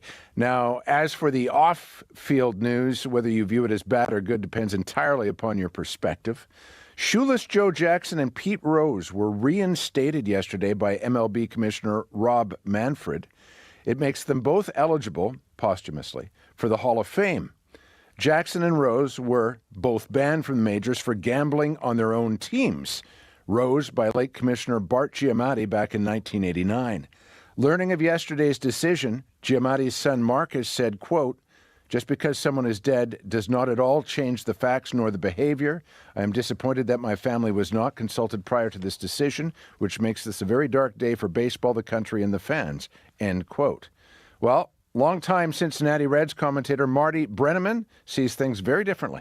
It's something that should have been done a long time ago, and maybe it's better late than never. The fact that they did what they did, they meaning baseball, I just think it's unconscionable. They are so transparent that they go years and years and years, and all of a sudden, everything's right with the world. I don't buy into that. I'd be interested to know if he is going to be smiling down or whether he's going to be frowning because he's thinking, why the heck did it take as long as it did? Rose and Shoeless Joe Jackson, Marcy, are eligible for Hall of Fame induction in December, although MLB's Veterans Committee has to approve the decision, so it's not a shoe-in quite yet. Quick note on basketball from the NBA playoffs. before you go? The New York Knicks can eliminate the Celtics tonight and go through the Eastern Final, which prompted an interesting tweet last night. That's the emotional heart of basketball, New York City, of course. If the Knicks and the Leafs win the Stanley Cups this year, sorry about that, the sports world's going to implode. Yeah, I'm not going there with you. No. I shouldn't have asked you to, but thought I'd mention it for those who will consider such things. All right, we got to get to fire updates here. Thank you, Scott. You bet. Scott Regier with sports. Your CBC Winnipeg News is next. This is CBC News. Good morning. I'm Heather Wells in Winnipeg at 7:30. It is weather whiplash in Winnipeg. Only 11 degrees right now. We were 37 yesterday. Today's high, 23. The wind is switched. It is now northerly. It's going to be sunny with some local smoke in Winnipeg today. Hundreds of people are on the move as wildfires threaten eastern Manitoba. Between 800 and 1,000 people are out of their homes and cottages in the Arm of Lac du Bonnet. Reeve Lawrence Schinkel says late last night, RCMP went door to door in the Pinnaball Bay area to tell people to leave. Schinkel says the fire yesterday was jumping from one area to another so fast they had to shut down highways. He's relieved the wind has died down. This morning, of course, with the cooler temperatures, we're still not out of the woods here, so to speak, because it's the fire is still burning, and we're hopeful that the water bombers will get back in the air and continue to fight, for our region here. Schinkel says he's been getting calls from as far away as Wisconsin from people looking for family members to make sure they're safe. He encourages anyone who has left the area to register online with the RM. Now, the situation is changing by the minute. One man and his wife only have the clothes on their backs this morning after fire forced the evacuation of Nopaming Provincial Park. Stefan Borderleek was at a race in Birds Hill when he found out his home at the corner of Provincial Roads 313 and 315 was right in the path of the fire. He's now in a hotel in Selkirk. Borderleek says all he can do is keep an eye on his property with his cameras. Closest tree line is about 100 meters away. It's the heat that could spontaneously combust the house, but basically it's Mother Nature is going to do what Mother Nature's going to do. I guess it's the price you pay for living in paradise. Riley Martin was on a canoe trip in Nopaming yesterday when he was forced out as well, strapping the canoe onto his vehicle. There were literally columns of fire on either side of me, lighting up a tree on either side. It was wild. I touched the glass on the driver's side window as I was driving along, and it was getting really hot. And that was around the point that was the most unsafe I felt, where I was like, okay, this is the line. Now, a wildfire that started in Ontario has forced some people in Whiteshell Provincial Park out of their homes. The blaze has been spreading. Arlene Hariscu lives on Lake Long Pine near Ingolf with her elderly mother. They grabbed their cat and some of their belongings and escaped the approaching flames by boat. She knows of at least one neighbor, also a full-time resident, who lost his home. I feel bad for everybody, but the people that are like summer people that have places in Winnipeg, they've got somewhere to go and their stuff is all safe. The people that live here full time, right, their place goes, they have nowhere to go. Ontario fire officials said yesterday the fire had grown to an estimated 8,000 hectares. We'll keep a watch on the latest fire situation and we'll have the most recent updates for you throughout the day right here on CBC. Now, people living in 3 different apartment complexes managed by the same company in Winnipeg are steaming mad. Their air conditioning hasn't been turned on during this sweltering heat. Logan Edwards says the last 2 weeks have been almost unbearable. It's been affecting my mental health and physical health. It's been affecting my work because of the lack of sleep. I work from home, so can't even really escape in that regard. I've even been getting a heat rash due to the, sweating 24/7 for like 2 weeks. A memo posted at a different building managed by Edison Properties says air conditioning startups begin between May 20th and 30th. The memo says if the temperature falls below 12 degrees, the system shuts down automatically. It also says if there is a consistent warming trend, efforts will be made to try to get the system running sooner. A Manitoba woman is speaking up after getting a phone call she says was an AI scam impersonating a loved one. Leanne Friesen is a mother of 3 from Miami in southern Manitoba. She recently got a call from a private number. Although the person on the other end sounded like her son, she says the conversation felt odd. The call made her uneasy, so she hung up and called her son back on his cell phone. I immediately called my son, and I woke him out of his sleep because he works shift work. And he said, "Mom, I didn't call you." But it was definitely my son's voice that was on the other end of the line. Fraud experts remind people to be aware when you receive odd phone calls. If something seems off, trust your instincts. And facing elimination. Nikolai Ehlers banks it in, and it's a 1-1 game. Nikolai Ehlers on Sportsnet with Winnipeg's lone goal, but the Jets lose to Dallas 3-1. Now Winnipeg's in a do-or-die situation, trailing the Stars 3-1. Head coach Scott Arniel says they have to find a way to win. We had 70 shot attempts. We got to get more than that, more than 1 goal off of those. Maybe that's, driving hard to the net, finding those rebounds, screening, whatever it is. We've done it. We've done it in the past. We got to find a way to do it next game. And the next game, Game 5, tomorrow night at Canada Life Centre, another late start, 8:30 puck drop tomorrow night. You can find the latest news updated throughout the day at cbc.ca/Manitoba. All right, thank you, Heather Wells. So from our busy news department, that is Heather Wells live on CBC. You're with Information Radio today, 89.3 FM, 990 AM on the app and YouTube.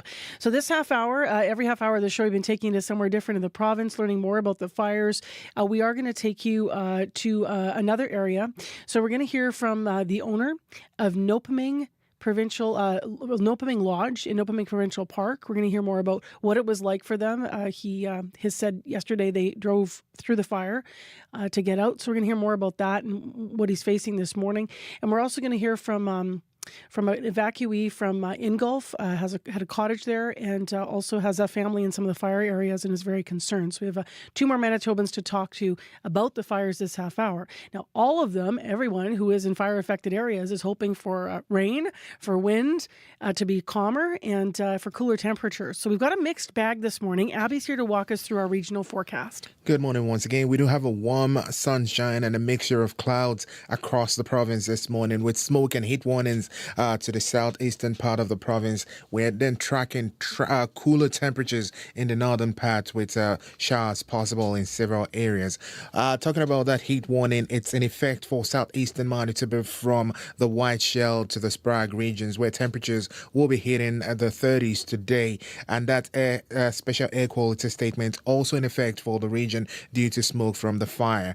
In Winnipeg at this time, 11 degrees, partly cloudy outside. The sun really trying to make its appearance, but it is covered this morning, looking really hazy because of that local smoke. We're seeing some winds coming from the north. It feels breezy at times throughout the afternoon period. Temperatures will climb to 23.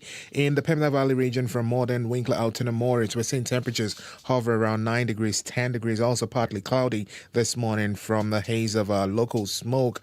Expect a mix of sun and clouds. Highs will get to 27.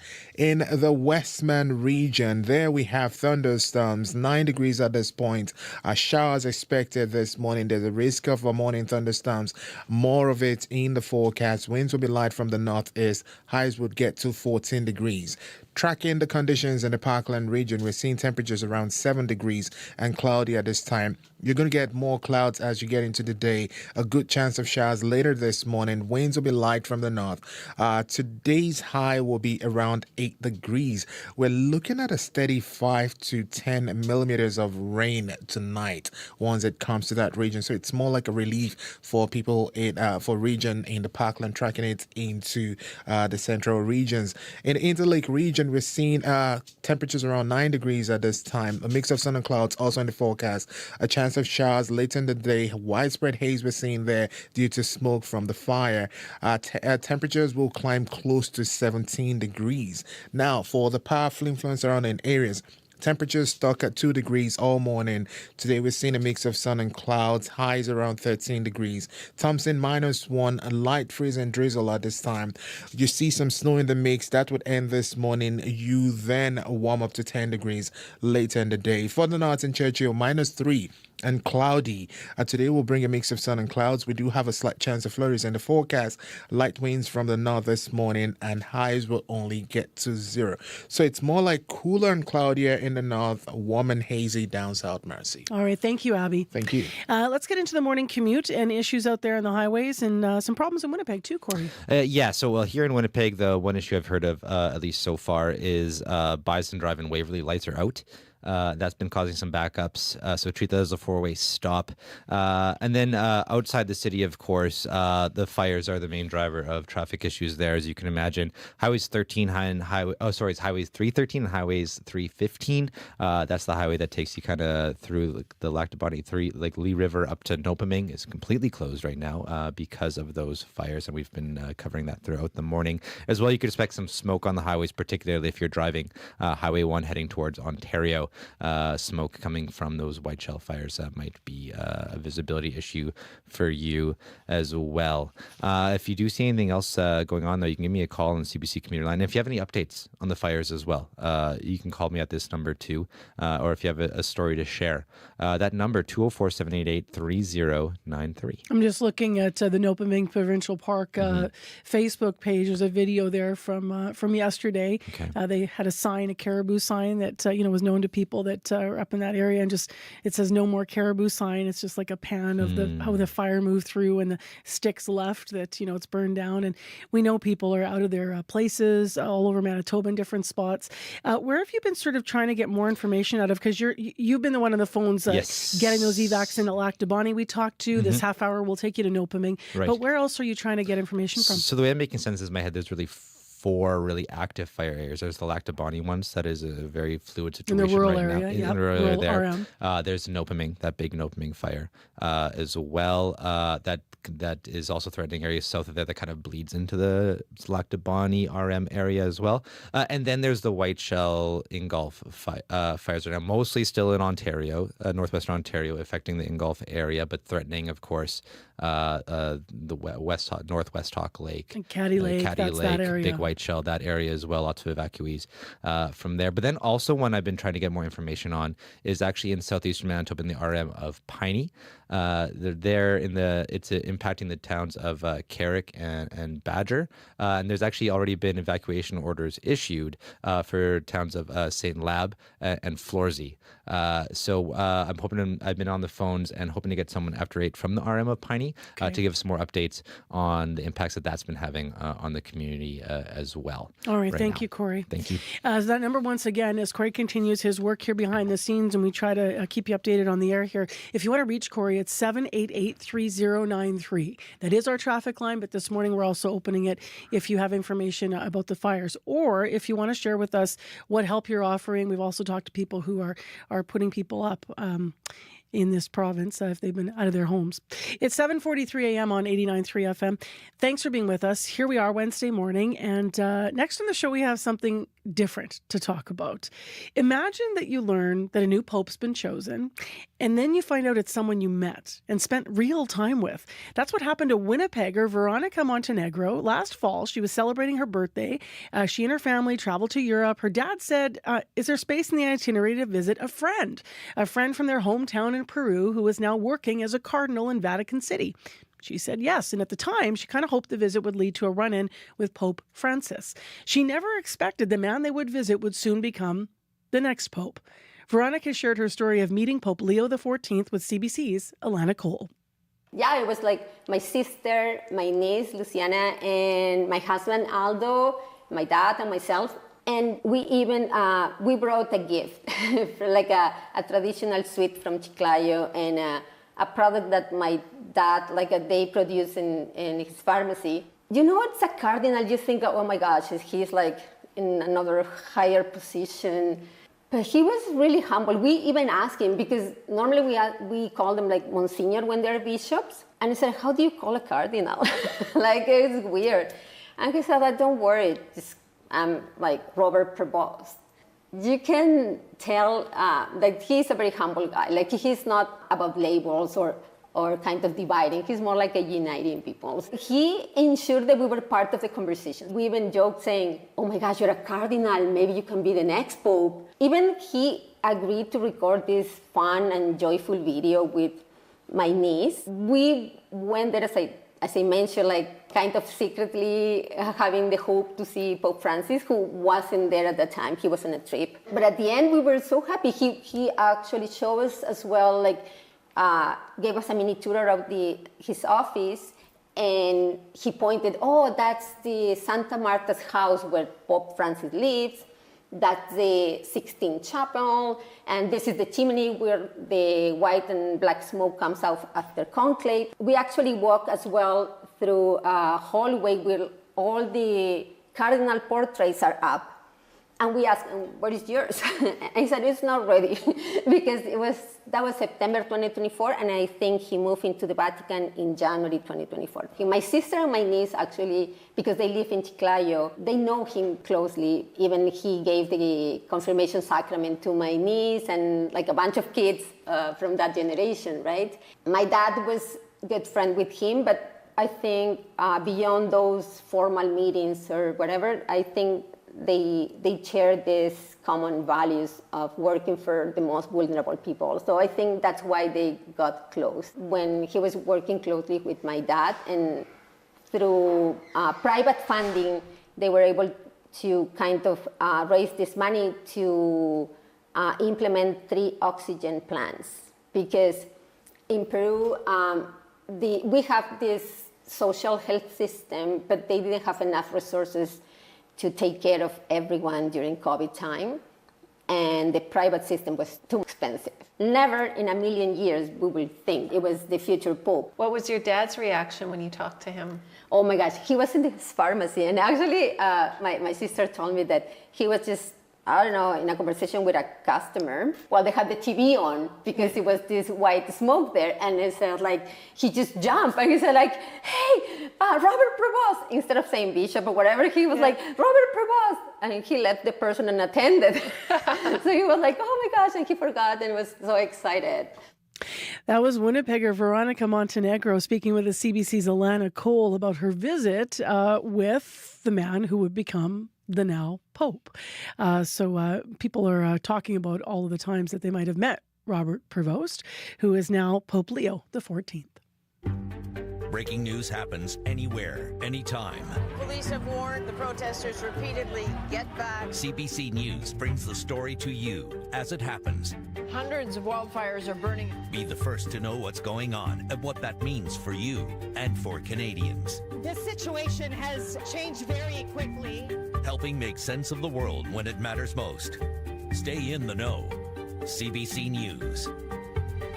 12 minutes to 8. Speaking of being in the know and situations changing quickly, this morning we are learning about how the wildfires all around Manitoba and how you are being affected. So the latest area, as you might have heard in the news, that has developed overnight is the rural municipality of Lac du Bonnet, where the Reeve shared with us live on CBC's Information Radio last hour that 800 to 1,000 people have now been told to evacuate. Emergency update from that area says look for the Facebook page for any additional information right now. But at 10 o'clock this morning, that's the hour they've put in it, they'll have an additional update. Meantime, yesterday and last night, we had forced evacuation orders to people with cottages on Caddy Lake, Florence Lake, and Nora Lake. This is on the north side of West Hawk Lake. And then a fire in Nopaving Provincial Park that has grown out of control. So as of last night, it was 5,000 hectares. People in and around the park were issued evacuation orders late yesterday morning. So we wanted to check on some of them this morning. One of them is Jesse Gunther. He's one of the owners of Nopaming Lodge, which is on Bird Lake, and it is, of course, in the park. Good morning to you. Good morning. How are you today? I'm all right. How are you today? It's not so bad, but I have had better days. Yeah, I know that you're staying here in Winnipeg with a friend. What do you understand about what's happening with the lodge this morning? We haven't had any update really, but as I can see on the fire maps, it's continuing to burn. It looks east to northeast. The fire is moving further north towards Beresford Lake and Wallace Lake as well. It's, like you said, it's just continuing out of control, it seems. It's quite the blaze up there. I know that on the Nopaming page, one of them for the park on Facebook this morning, there was this big sign, one of them that welcomes you to the park. I'm sure you know what I'm talking about, with the caribou on it, and it's gone. Yeah. Yeah, yesterday morning when we drove through and evacuated, it was gone, but the fire was burning right through the intersection there and everything. So it's just moving its way along through the bush. So, What was your moment of evacuation like? When did you learn that this was happening? it would have been yesterday morning at about 9:30 in the morning. We had the head of the Parks Division for our area come through and let us know it was time to pack up your bags, get everybody out. And we met at the lodge at 11 o'clock, and the RCMP and conservation officers escorted us out through the fire and back to Lac de Bonnie, and then we dispersed all from there wherever we needed to go. What was your drive like? What did it look like, smell like? We drove right through the fire pretty much at the intersection of Highway 314 and 315 where that caribou sign was. It was intense smoke, flames on the side of the road, and it was just, we crawled through in a single file line of vehicles, and we made it out. It was all good, but they had water bombers overhead of us too, just keeping an eye on things and trying to suppress the flames as we were on our way out. So Who's we? Who were you with in the car in terms of your family? And it was me and my brother in the one car. My mother was in her own vehicle as well, too. But there was probably about 50 to 70 of us evacuating yesterday out of the park there. You're talking about your mom being in the other car, you, your brother. This is a family business, Nopaming Lodge. I understand it's been in your family for 48 years. How are you doing emotionally thinking about what you've had to drive away from? It's a tough pill to swallow, I hate to say it, and we're just hoping and praying that it doesn't end up making its way to the lodge, because if it did burn down, we really don't know what our plan would be at that point. So it's your livelihood in our home, right? So it's hard to think about at the end of the day. What's the makeup of the lodge? How many buildings out there have you got? I have 12 buildings on the property, 7 rental cabins, a private residence, a store, a couple of garages, a couple of storage sheds there. It's quite the sizable property out there. So did you and your brother grow up like out there on the water with the lodge and have, Yeah, we grew up out there. We lived out there all our lives, all year round. We went to school in Lac de Bonnie, about an hour away. So that is, for all intents and purposes, that is home for us, basically. Yeah. Which is idyllic, right? All year round it would be. And this threat, now I can't really imagine what you're going through. Is there anything you'd like folks to know about what's happening to you, or anything you'd like to say to the volunteers and, as you said, the water bombers, everybody that's trying to save your home and your livelihood too? Well, I want to reach out my big thank you to all the firefighters, the fire attack crews, the park staff, everybody that is working to try and put out the blaze or contain this blaze and try to save as many properties as possible. It's a huge fire, and there's a lot of infrastructure in the line of fire of this. So it's just whatever they're doing to help. We are so thankful for all of that. It's really from the bottom of our hearts. We do thank them. So, Jesse, you mentioned, I think, that you have a video monitor going. Is that right? We have cameras on the lodge, but it looks like the fire will be hitting the power line soon. So we'll be losing power more than likely probably in the next 24 hours, I'd imagine. Okay. What's the last thing you saw? Is it just you're not seeing anything change yet? No, the fire is still about 15 to 20 minutes west down the road from us right now. So we're just seeing a bit of smoke and stuff on the cameras. No sparks or embers yet, but it's in Mother Nature's hands at this point and how the fire is going to move and react here. So, just last question: how's your mom doing?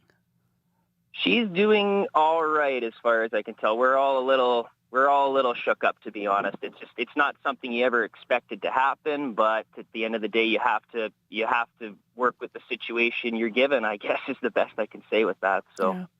All the best to you. Thank you for sharing your story, and hopefully we'll have some good news. You'll have some good news later in the day. That's what I'm hoping for. Thank you so much.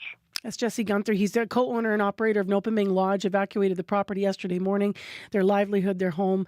On the line next is another evacuee. Marilyn Brick had to leave her property at Ingolf, Ontario yesterday. So that was her cottage. That's just over the Manitoba-Ontario border. And she's with us now. Good morning. Good morning. How are you feeling this morning? Sad. Yeah, really sad. My cottage hasn't burned down, but a lot of people in the community are hyper affected. So it's very, very challenging.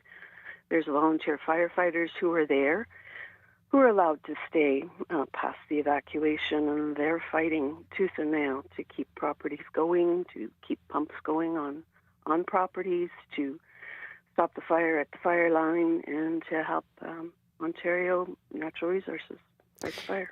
What do you mean by people being hyper affected? Have you been hearing stories of people who, you started by saying your cottage is still standing, but it's still standing, but this is a huge fire. I mean, it grew to 100 hectares in about 3 hours. It's now 8,000 hectares, and that's old information. This fire is being fed by the wind, by the heat, and some cottages have been lost there. And where we are, this is two smaller lakes connected together, and they're all around the West Hawk Lake area, Caddy Lake area. They all come off Highway 312, and so a lot of other people are affected, and they lose their cottages as well because this is such a monster fire.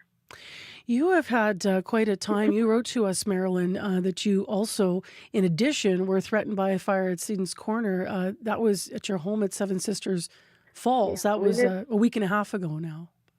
Yeah, so we live in Seven Sisters Falls, so the area that you were just talking to the previous person who was on the phone with you, yeah.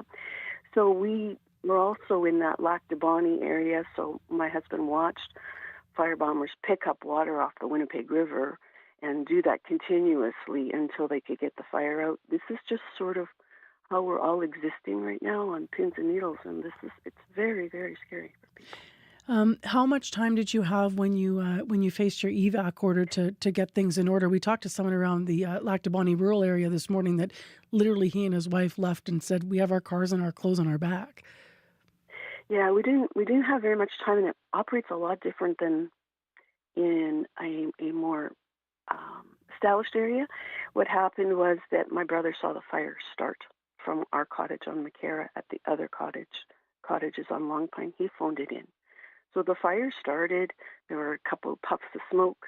The hydro went off instantaneously, and the fire then grew really quickly.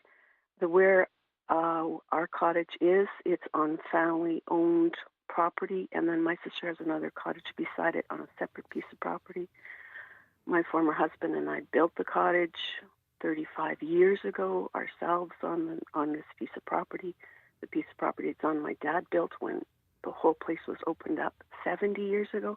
It's kind of almost like in people's blood, this area, and it's very much a community. I got married a second time last year to a person. I did a small ceremony with his mother at a nursing home, and then we did a ceremony on McCara Lake with 6 pontoon boats. So you got your memories are all there. They're all there. Everything is there. My whole life is there. My siblings are there. All 5 of us shared. 3 siblings share one cottage. I have one cottage. My other sister has another cottage. It's all right there on that corner of that lake. This is the way it is for many people down there. They fight for this, to keep this. They're fighting Mother Nature. I guess what I want to say, though, Marcy, is so big a thank you to the people who are there working so hard to make sure that this is protected if it can be. Yep. And I also want to tell people who are going out for the long weekend that it isn't like it used to be. It's so much dry right now, and it's all very difficult. If you go out on a long weekend, you cannot have a fire inside your cottage. If a spark goes up, you start a fire. You cannot go in the back country. No ATVs and people bands. Don't really. They don't think about. Go ahead. No, we're going to just have to go to national news here and do some quick headlines with Heather to get a sense of it, Marilyn. And I didn't want to cut you off, but thank you so much. Really important to remind people. I appreciate it. All the best to you. Okay. You too. Bye-bye. Heather, anything to add here? Yes, and that fire situation in eastern Manitoba changing by the minute. We know that hundreds of people have been forced from their homes, up to 1,000 in the Lac de Bonnie area alone. We'll have the latest coming up at 8:30. That was Marilyn Brick, by the way, leaving Ingolf, Ontario because of the wildfires. So yeah, we're staring down a very different long weekend, Manitoba. Today on Q. I'm Talia Schlanger sitting in for Tom Power. At this point, Randy Bachman is a legendary figure in rock and roll. He looks back on his career and shares stories about some of his classic songs and why he's excited to hit the road again with BTO.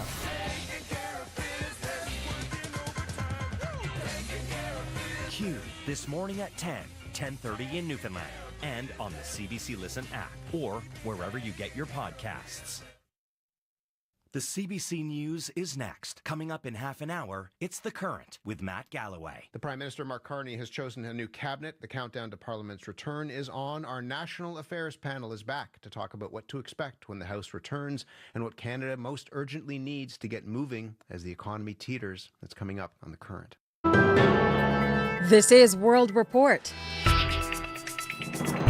Good morning. I'm Marcia Young. Prime Minister Mark Carney says Canada is at a hinge point, and now he has his team in place. They are gathering this morning in Ottawa to talk through next steps. Already there are signs this new parliament will act differently than the last one. Janice McGregor is our senior parliamentary reporter. And Janice, what does Carney's new cabinet tell us about his approach to this moment? Marcia, perhaps one of the biggest headlines yesterday was the Prime Minister's decision to swap his foreign minister. Mélanie Joly insisted yesterday the decision to no longer serve as the government's top diplomat was hers. I asked for this position. I wanted to have a big economic portfolio again, and at the same time be able to be more in Canada. Joly said she was moving from the diplomatic front of the trade war to the economic front, perhaps trying to set the tone for the action he expects. Mark Carney has chosen to revert the title of her portfolio back to calling her an industry minister, but it's not clear yet exactly what she intends to do differently from her predecessors. And then on the other side of this trade, we have Anita Onnet. She confessed at one point to being a bit of a homebody. Globetrotting now lies ahead to build a Rolodex of relationships she can leverage. Under crisis circumstances, Carney may also see himself as Canada's top diplomat. He told reporters yesterday, for example, that the person in charge of Canada's critical relationship with the White House is him. We're also seeing some signs from the Conservatives. They are planning to do things differently, too. That's right. Pierre Poilievre had signaled previously that the opposition could cooperate to help defend Canada's sovereignty in the wake of Washington's threats, for example. But yesterday, Ontario Conservative Kyle Seaback appeared to go farther than that. So if they're looking at ways to approve pipelines or permitting process for mines a lot faster, I think those are things we could absolutely support. If they finally decided that they wanted to do something about the revolving door of crime, we would look to support that. If the opposition moves on from the dysfunctional filibustering that dominated last fall to a strategy of negotiating specific votes to shape and influence policy, that may be a hopeful signal for the next parliament. Thank you, Janice. You're welcome. The CBC's Janice McGregor in Ottawa. We are currently exploring normalizing relations with Syria's new government, as you know. U.S. President Donald Trump speaking moments after meeting with Syria's interim president. Trump sat down with Ahmed al-Sharaa in Riyadh today. He says the U.S. wants to help Syria recover its economy. After discussing the situation with Crown Prince Mohammed and President Erdogan of Turkey, I am also ordering the cessation of sanctions against Syria to give them a fresh start. It gives them a chance for greatness. The sanctions were really crippling, very powerful. U.S. economic sanctions on Syria have been in place for 14 years. They were imposed on the former regime of Bashar al-Assad. Ahmed al-Sharaa was named president of Syria in January, a month after Assad was overthrown. Dozens of Palestinians have been killed in overnight Israeli attacks in northern Gaza. The health ministry says 22 children are among them.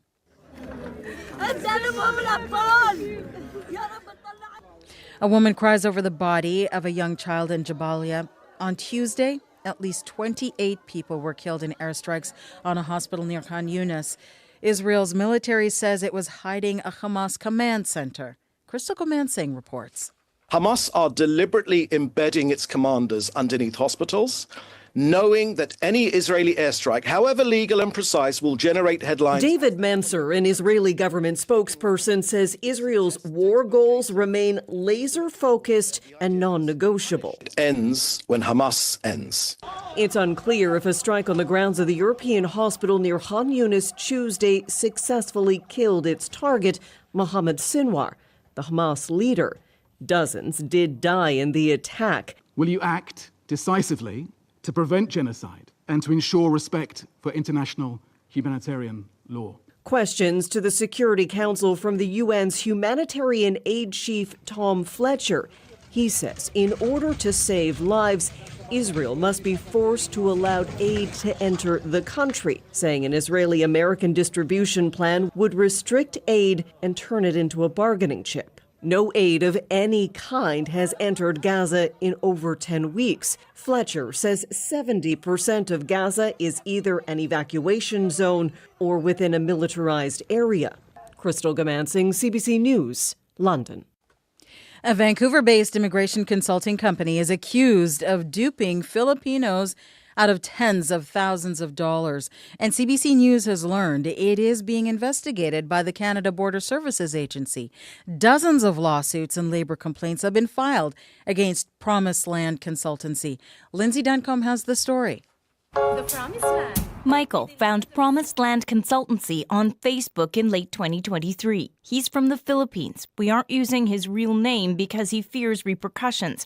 Michael paid more than $6,000 on the promise of a new job and a better life in Canada. It was quite enticing, to be honest. He came on a tourist visa, but when he got to Vancouver, the only job available was working for the Promised Land itself, recruiting others. To look for other candidates who might be interested to come here in Canada. Under almost all circumstances, it is illegal for anyone on a tourist visa to work in Canada. After a week, I found out that they have hired tourists. Immigration consultant Rosanna Salita was hired by Promised Land in 2024, but she only lasted a month. You can tell that the visitors were so shocked. They've been duped. Before she left, Salita downloaded a trove of internal documents demonstrating the scale of the company's activities. CBC News added up the fees from invoices sent by Promised Land for a 7-month period. From August 2023 to May 2024, the company received at least $500,000. The Promised Land Consultancy is facing 15 labor complaints and 11 lawsuits. CBC News has learned the Canada Border Services Agency is investigating the company. The agency would not confirm that investigation, but in a statement said it was aware of complaints. We tried repeatedly to reach Promised Land. No one got back to us. Lindsay Duncombe, CBC News, Vancouver. A U.S. judge has been indicted in federal court for allegedly helping an undocumented person evade immigration officials. Wisconsin Judge Hannah Dugan is charged with obstruction and concealing an individual from arrest. Officials say she helped lead a defendant out of her courtroom through a jury door. That was after she allegedly confronted 2 plainclothes agents and asked them to leave. The person was later arrested outside the court. Dugan's lawyer says she maintains her innocence. Electric vehicle sales are on the rise. A new report from the International Energy Agency shows EV sales are on track to make up over a quarter of vehicle sales worldwide. It also says EVs are becoming cheaper despite tariff threats to the industry. Inayat Singh has more on that story.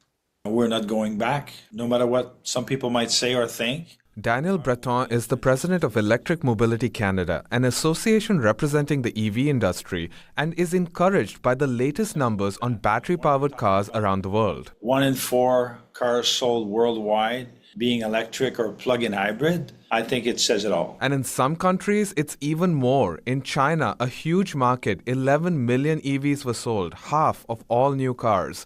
According to the latest global EV outlook from the International Energy Agency, that's in part because EVs in China are the same price or even cheaper than gasoline cars. So at one point, just from an economic standpoint, not even considering climate change, it won't make any economic sense to buy a gas car. But while the report said Asia and Latin America are leading on adopting EVs, North America is lagging behind. EV manufacturing went down in the US, and Canada's nascent EV sector remains pretty small.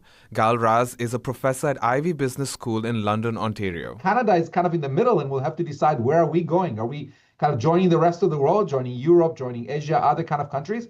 Or are we staying kind of, with the U.S. Side of the world? The report said EV sales are projected to continue growing, driven by falling prices, rules to cut carbon emissions from transportation, and incentives for buying electric. Inayat Singh, CBC News, Toronto. Speaking of vehicle emissions, have you heard of the emissions gender gap? It's something they've been researching in France. A study of 15,000 people there found men emit 18% more planet heating pollution than women. The researchers say the bulk of it can be explained by men driving more and eating more red meat. But the study also found when it comes to flying, men and women are equally bad polluters. And that is the latest national and international news from World Report. News anytime, cbcnews.ca. I'm Marcia Young.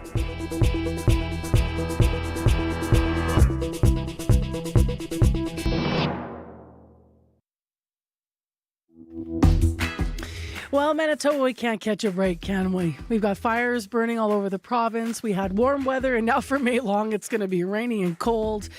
And the Jets lost last night. Right? Just capturing the mood of the morning. To serious matters, though, I'm Marcy Marcusa. You are on CBC 89.3 FM, 990 AM, and on the app. In this half hour, we're going to dig into what's happening in the fires. Heather Wells in a moment. We've been on this all morning. She's going to tell us the very latest about evacuation numbers and what areas are of most concern. One of them overnight has been Lac du Bonnet. We've talked to people out of that area, and people are posting, as they do in times of great stress and tragedy and challenge, also their gratitude. Susan Hankey posting, I can't imagine those poor firefighters fighting these fires in the heat. Thank you for what you do. Stay safe. We also have Jeff Sherry Siegfried writing in from Lac du Bonnet. They're doing an incredible job considering the conditions, how devastating for our community, thinking of everyone who's been impacted by the terrible situation. So the town of Lac du Bonnet has not been evacuated. People from the town haven't been evacuated, rather. But the rural areas, there's quite a number of people that are out of their homes. So let's go to Heather Wells now for the very latest, not on just that area, but on the fires overall. She's here with our Manitoba headlines. Good morning. Good morning. Yes, hundreds of people on the move as wildfires continue to threaten eastern Manitoba. Between 800 to 1,000 people are out of their homes and cottages in the arm of Lac du Bonnet. The Reeve there says last night RCMP had to go door to door in the Pinawa Bay area to tell people to leave. Now, we also know that in the arm of Lac du Bonnet, hydro poles are burned, lines on the ground in the fire zone, and the Reeve says people will not be able to come back until the hydro is back on. But for now, it's not coming back. That is the issue. More people are being asked to leave. So we'll bring you the very latest coming up at 8:30. All right. Thank you, Heather. You're welcome.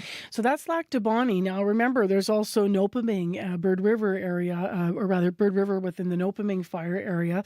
We also have been keeping up to date on Caddy Lake, Whiteshell. Ingulf is in Ontario, just across the way. But now that fire is threatening some homeowners and cottage owners around the Whiteshell as well.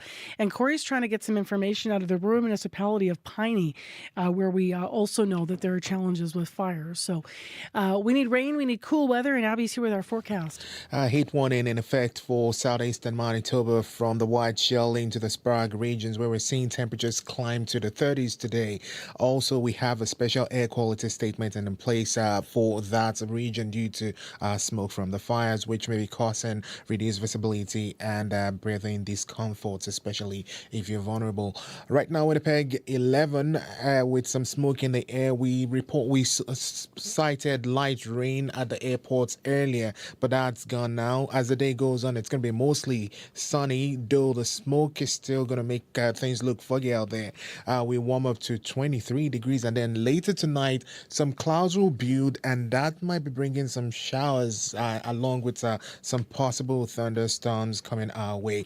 Other regions down south, we're seeing temperatures between 23 and 27. That's where the highs would be for the region today. But right now, Winnipeg, we are at 11 degrees. All right. Thank you, Abby. Thank you.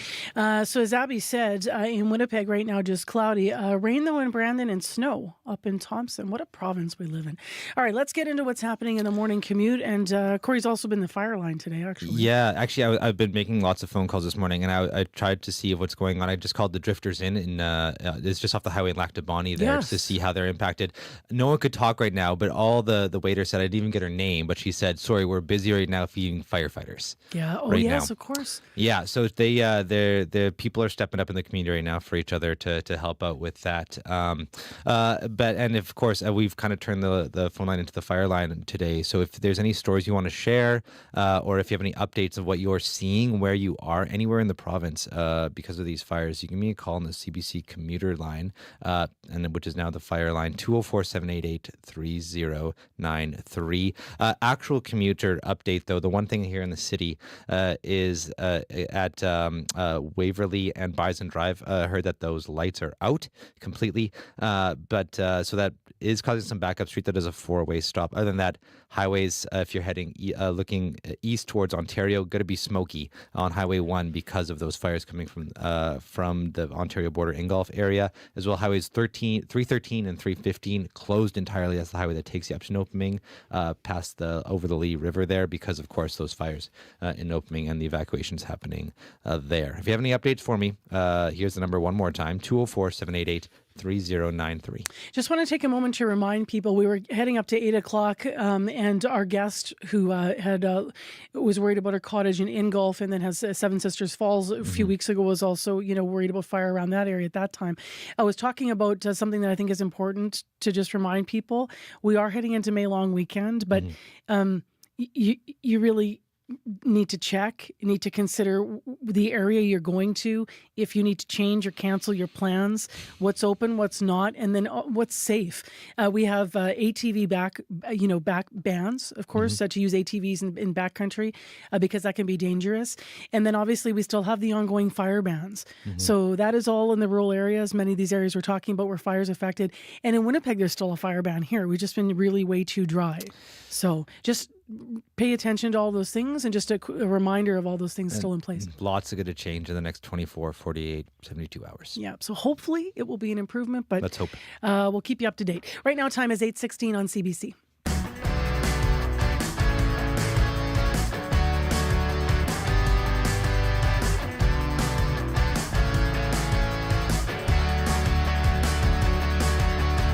Well, let's switch gears from the fires here. Next on the program, it is looking a little bit more possible that separating from Canada could be in Alberta's future. Jeffrey Rath is a lawyer with a group known as the Alberta Prosperity Project. He and others in the group have been working to build support for the movement. They say their work isn't going unnoticed. According to the group, the movement is gaining momentum. Now, Premier Danielle Smith says if people in her province want to make the decision in a referendum, she'll let them vote as early as next year, 2026. The group, though, wants the vote to happen earlier than that. Monday, they had a news conference. They proposed their referendum question. They asked the Premier to hold the vote in 2025. Here's Rath reading the proposed referendum question this week. It states quite simply, do you agree that the province of Alberta shall become a sovereign country and cease to be a province of Canada, yes or no?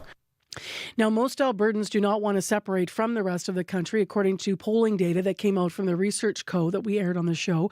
But the possibility of separation is still stronger than some of those numbers indicate in that poll because of some of these movements taking shape. To talk about this and how feasible a sovereign Alberta might be, and what could an independent Alberta, should that ever happen, mean for Manitoba, as we're part of the West, University of Alberta Law Professor Eric Adams is with us. He is a constitutional expert, and he joins us via Zoom. Good morning to you. Good morning. So how possible is an Alberta separation? I know it's a big question, but what's your sense of this in this moment? Well, constitutions can be made and they can be broken. So although none of this is very likely, of course, it is a possibility that there is an exit out of Canada, and the road way off that out of this country is through a sovereignty referendum. You've got to get a positive vote, a clear majority on a clear question to separate. It appears that we're headed towards such a referendum. Whether we're headed towards a clear majority on that referendum, I think, is a different question. But if ever that were to happen, then the Supreme Court of Canada has said there's a constitutional duty for the rest of the Canadian provinces and the federal government to negotiate an end to the constitutional crisis it might mean the separation of a province. None of this seems likely to me, but we're further down this road than I think many in Alberta are comfortable with. For those of us, and you may have as well, who lived through the Quebec referendum and coming this close to having Quebec separate from Canada, I'm curious what makes you say that none of this is likely. Well, I was living in Montreal in 1995, so maybe it's me. The referendum seemed to follow me around. But in Quebec, you had a provincial government that had been elected on a sovereignty platform. And then they held a referendum as part of that democratic mandate. Here in Alberta, you've got a provincial government that at the moment is saying that they are proud Canadians and want to remain in a united Canada, although they're leaving the door open for other options if negotiations with Canada over a series of policy issues don't go their way. But there are soft separatists within the Conservative movement in Alberta. There may be hard separatists within the Alberta Conservative movement, but none of the polling in this province has ever shown anything over, let's say, a 30-something number of support for separation. And in the cold light of a voting booth where you're actually voting to break up Canada, it's difficult to imagine that Albertans get pushed over the line. But at the same time, we're heading into uncharted territory, and the mere fact of a sovereignty referendum in a highly prosperous province like Alberta that's contemplating the breakup of Canada is a destabilizing moment for our politics. There's no question about that.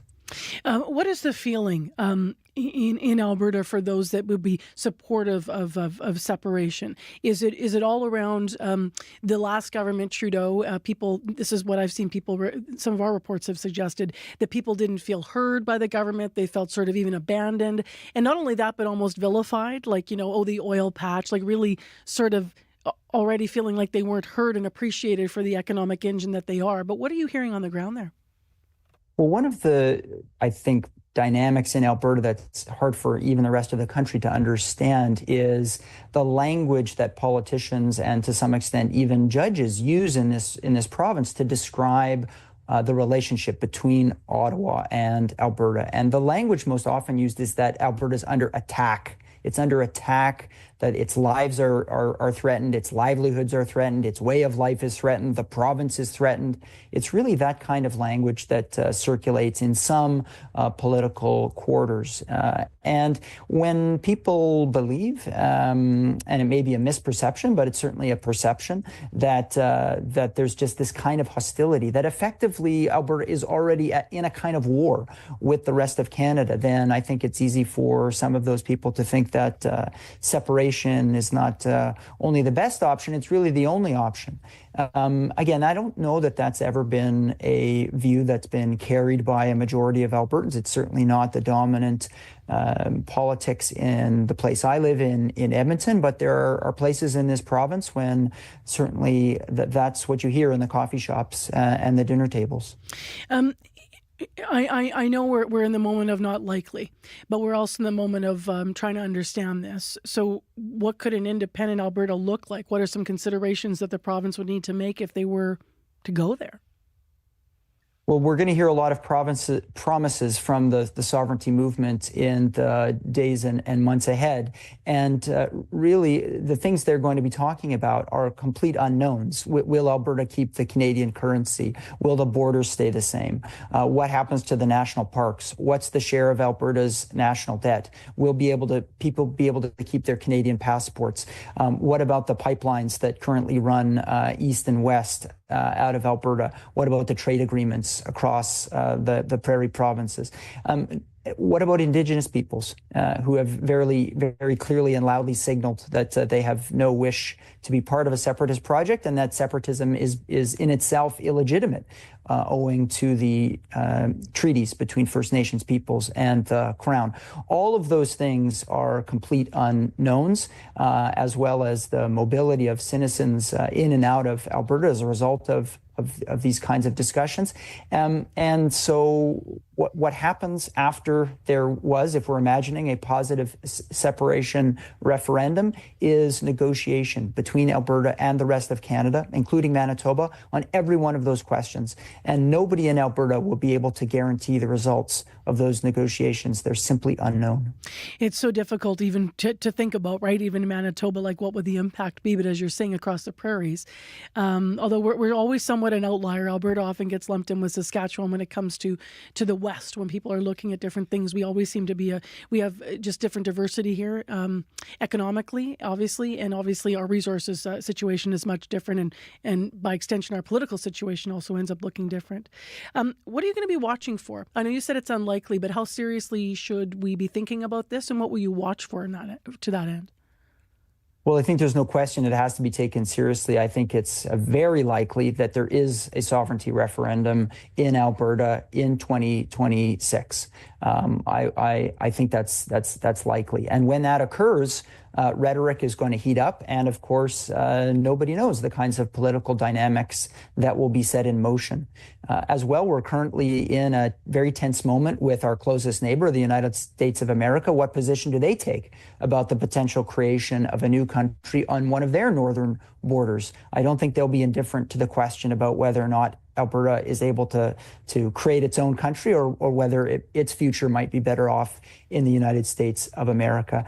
And does any of this tear apart the coalition of conservatives in Alberta? Do they begin to fracture between, it's hard to say this, but federalist Albertas and sovereigntist Albertans?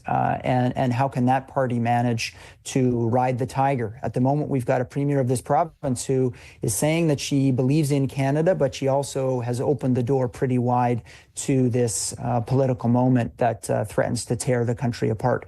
So Canadians should be concerned. And in a moment in which we should be unifying against a tariff war that we're engaged in, it seems we're going to be distracted by a whole lot of other politics, in my view. Well, as your prairie neighbor, I'll generously say good luck to your Oilers. And I'll thank you for your time this morning. Thank you very much for walking us through all of this. Really appreciate your insight. Well, I believe in the Jets, and I want to offer my best to all those people dealing with fires in eastern Manitoba today. So thank you for having me. Yeah, thanks for saying. Eric Adams with us live on CBC via Zoom. He is a professor of law at the University of Alberta.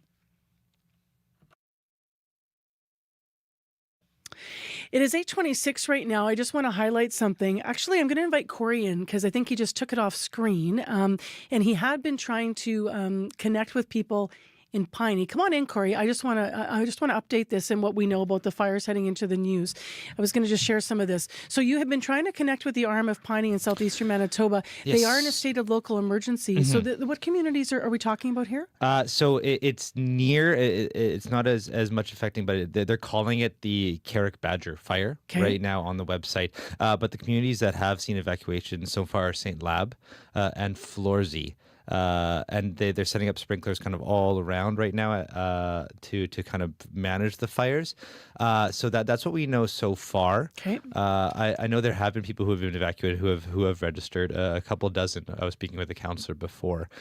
So that's all we know so far. I'm trying to make more sense of how it's impacting folks and hoping to get an update sometime this morning from the RM. I know they were kind of rushing to meetings to make sense of it all right now, and things are changing fast. So we'll try to get some updates hopefully for Radio Noon today. Okay, super appreciate that. Thank you. Thank you. Corey's been on the phone all morning all over the province trying to get a sense of things. We'll have the very latest of what we have been able to update from overnight, largely in the Lac de Bonnie area where things changed quickly late last night. And so that is going to be coming up in your next local news at 8:30. Right now, to get us to the local news, let's have a bit of music from Winnipeg's Field Guide. This tune is called Life I Wanted.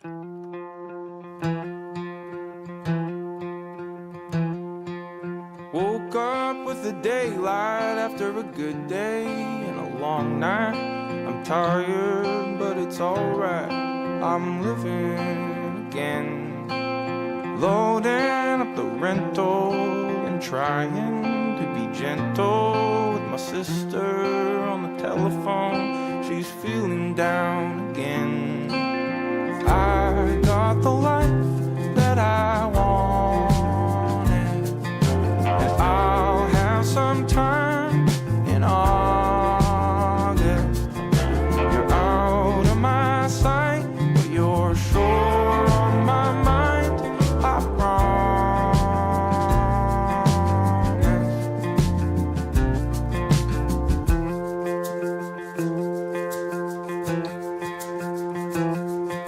I just missed the pool hour, so I settle for a hot shower, a single cigarette and a happy hour. I'll do myself. Tomorrow, hit the highway, Denver, then an airplane, Calgary, then a time change, and I'll be back at home with you. I got the life that I wanted, and I'll have some time in August. You're out of my sight, you're sure on my mind, I promise. And when I'm away, I hope you don't feel like it's part-time, babe.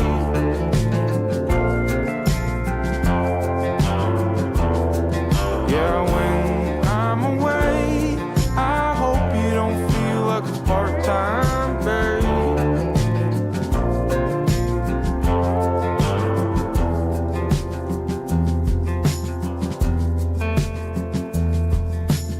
I got the life that I wanted, and I'll have some time in August. You're out of my Winnipeg sight. singer-songwriter, field guide, and Life That I Wanted on CBC. Your CBC Winnipeg News is next. This is CBC News. Good morning. I'm Heather Wells in Winnipeg. At 8:30, gone is yesterday's heat, replaced by that north wind and cool temperatures. We're at 11 degrees right now in Winnipeg. A little hazy out there. We're expecting a sunny day with local smoke and a high of 23. Well, the situation is changing by the minute as fast-moving wildfire forces more people out of their homes in the RM of Lac du Bonnet.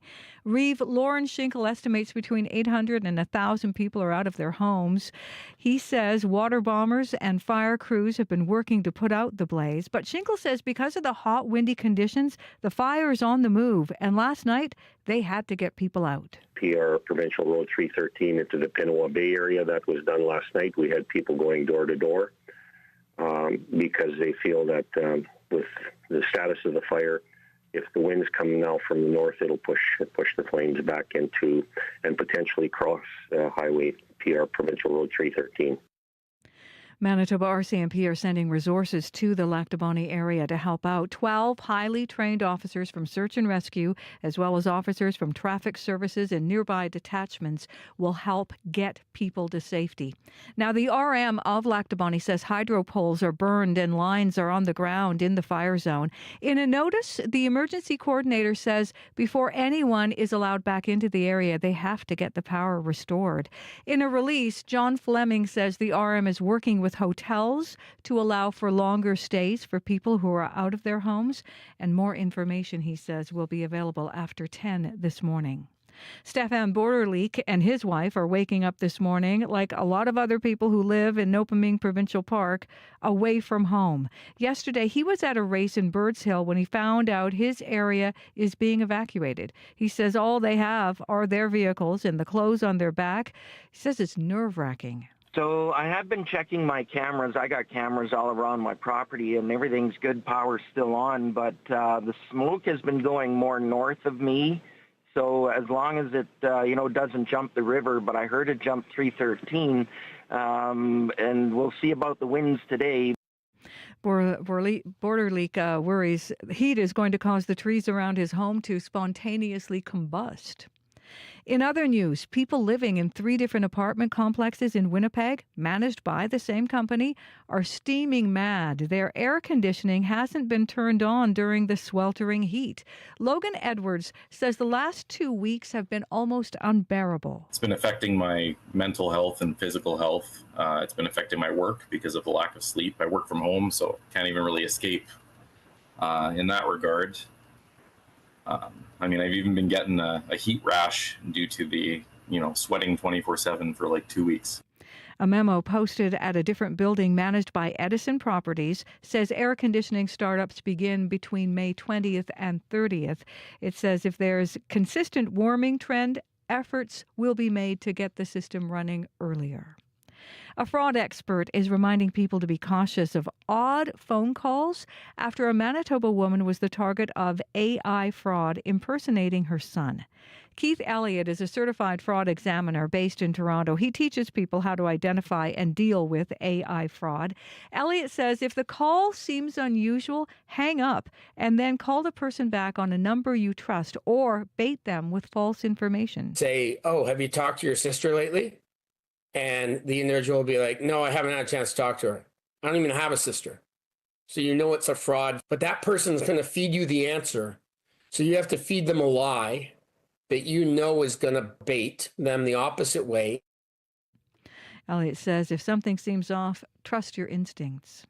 Well, imagine finding out the new pope was someone you'd met. That's what happened to Veronica Montenegro when it was announced last week Cardinal Robert Prevost had been elected to lead the church. The Winnipeg woman had been on a family trip last September and visited then Cardinal Prevost at the Vatican. A meeting was made possible by her father, who knew him from his time serving as a bishop in Peru. We were excited, laughing, and he was very, he made us felt like family, more like visitors, so to say, right? So he took the time to respond to our questions, and even he agreed to record this fun and joyful video with my niece. Also about to see the Pope, Prime Minister Mark Carney flying to the Vatican this weekend for Pope Leo's inaugural Mass on Sunday. On the brink, the Winnipeg Jets up against the hot Dallas goalie lose 3-1 last night, and now Winnipeg is in a do-or-die situation, trailing the Stars 3-1. Head coach Scott Arniel says they have to find a way to win. Get our crowd in behind us. I don't care if we're homers, but we're going to have to go home and win the next one so we come back here. So we got to get the job done. Focus in on this next game, Game 5. That's what it's all about. Work to make sure that we get ourselves back here to Dallas for Game 6. Game 5 here at Canada Life Centre with another late start. It's 8:30 tomorrow night. You can find more news and the latest on the wildfire situation updated throughout the day at cbc.ca/Manitoba. All right. Thank you, Heather. Thank you. Big thanks to Chidi Akuma, Carmen Ponto, and Sierra Sanders, the associate producers who worked on today's program, as well as our live crew. Corey Funk, amazing, really amazing. Abby Adeyemi, equally amazing. Brad Lilly's always amazing. Thank you, guys. To Heather Wells, Megan Ketcherson, and Joni Nicolo in our news center.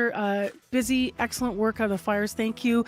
Nellie Gonzalez, the show's producer and current affairs overall. Leif Larson, the senior producer of audio at CBC Manitoba. I don't mean to be rushing through the thank yous. That doesn't, signify how much I care about your work. It's just we got to get to some last minute info. So, Corey? Bison Drive in Waverly lights are out, treated as a 4-way stop. Okay, and always the fires, 315, 313, all closed. That's right, all closed, Yep. and might be smoky on Highway 1 heading towards the Ontario border. Abby, last word in the weather? Southern Manitoba warms up to 27. The Northwood sees 0 and Churchill. Stay safe in southeastern part of the province, please. Absolutely. All right, go Manitoba, go. Take care, be well, everyone. Thank you for sharing your stories with us on Information Radio. My name is Marcy Marcusa. The Current is next.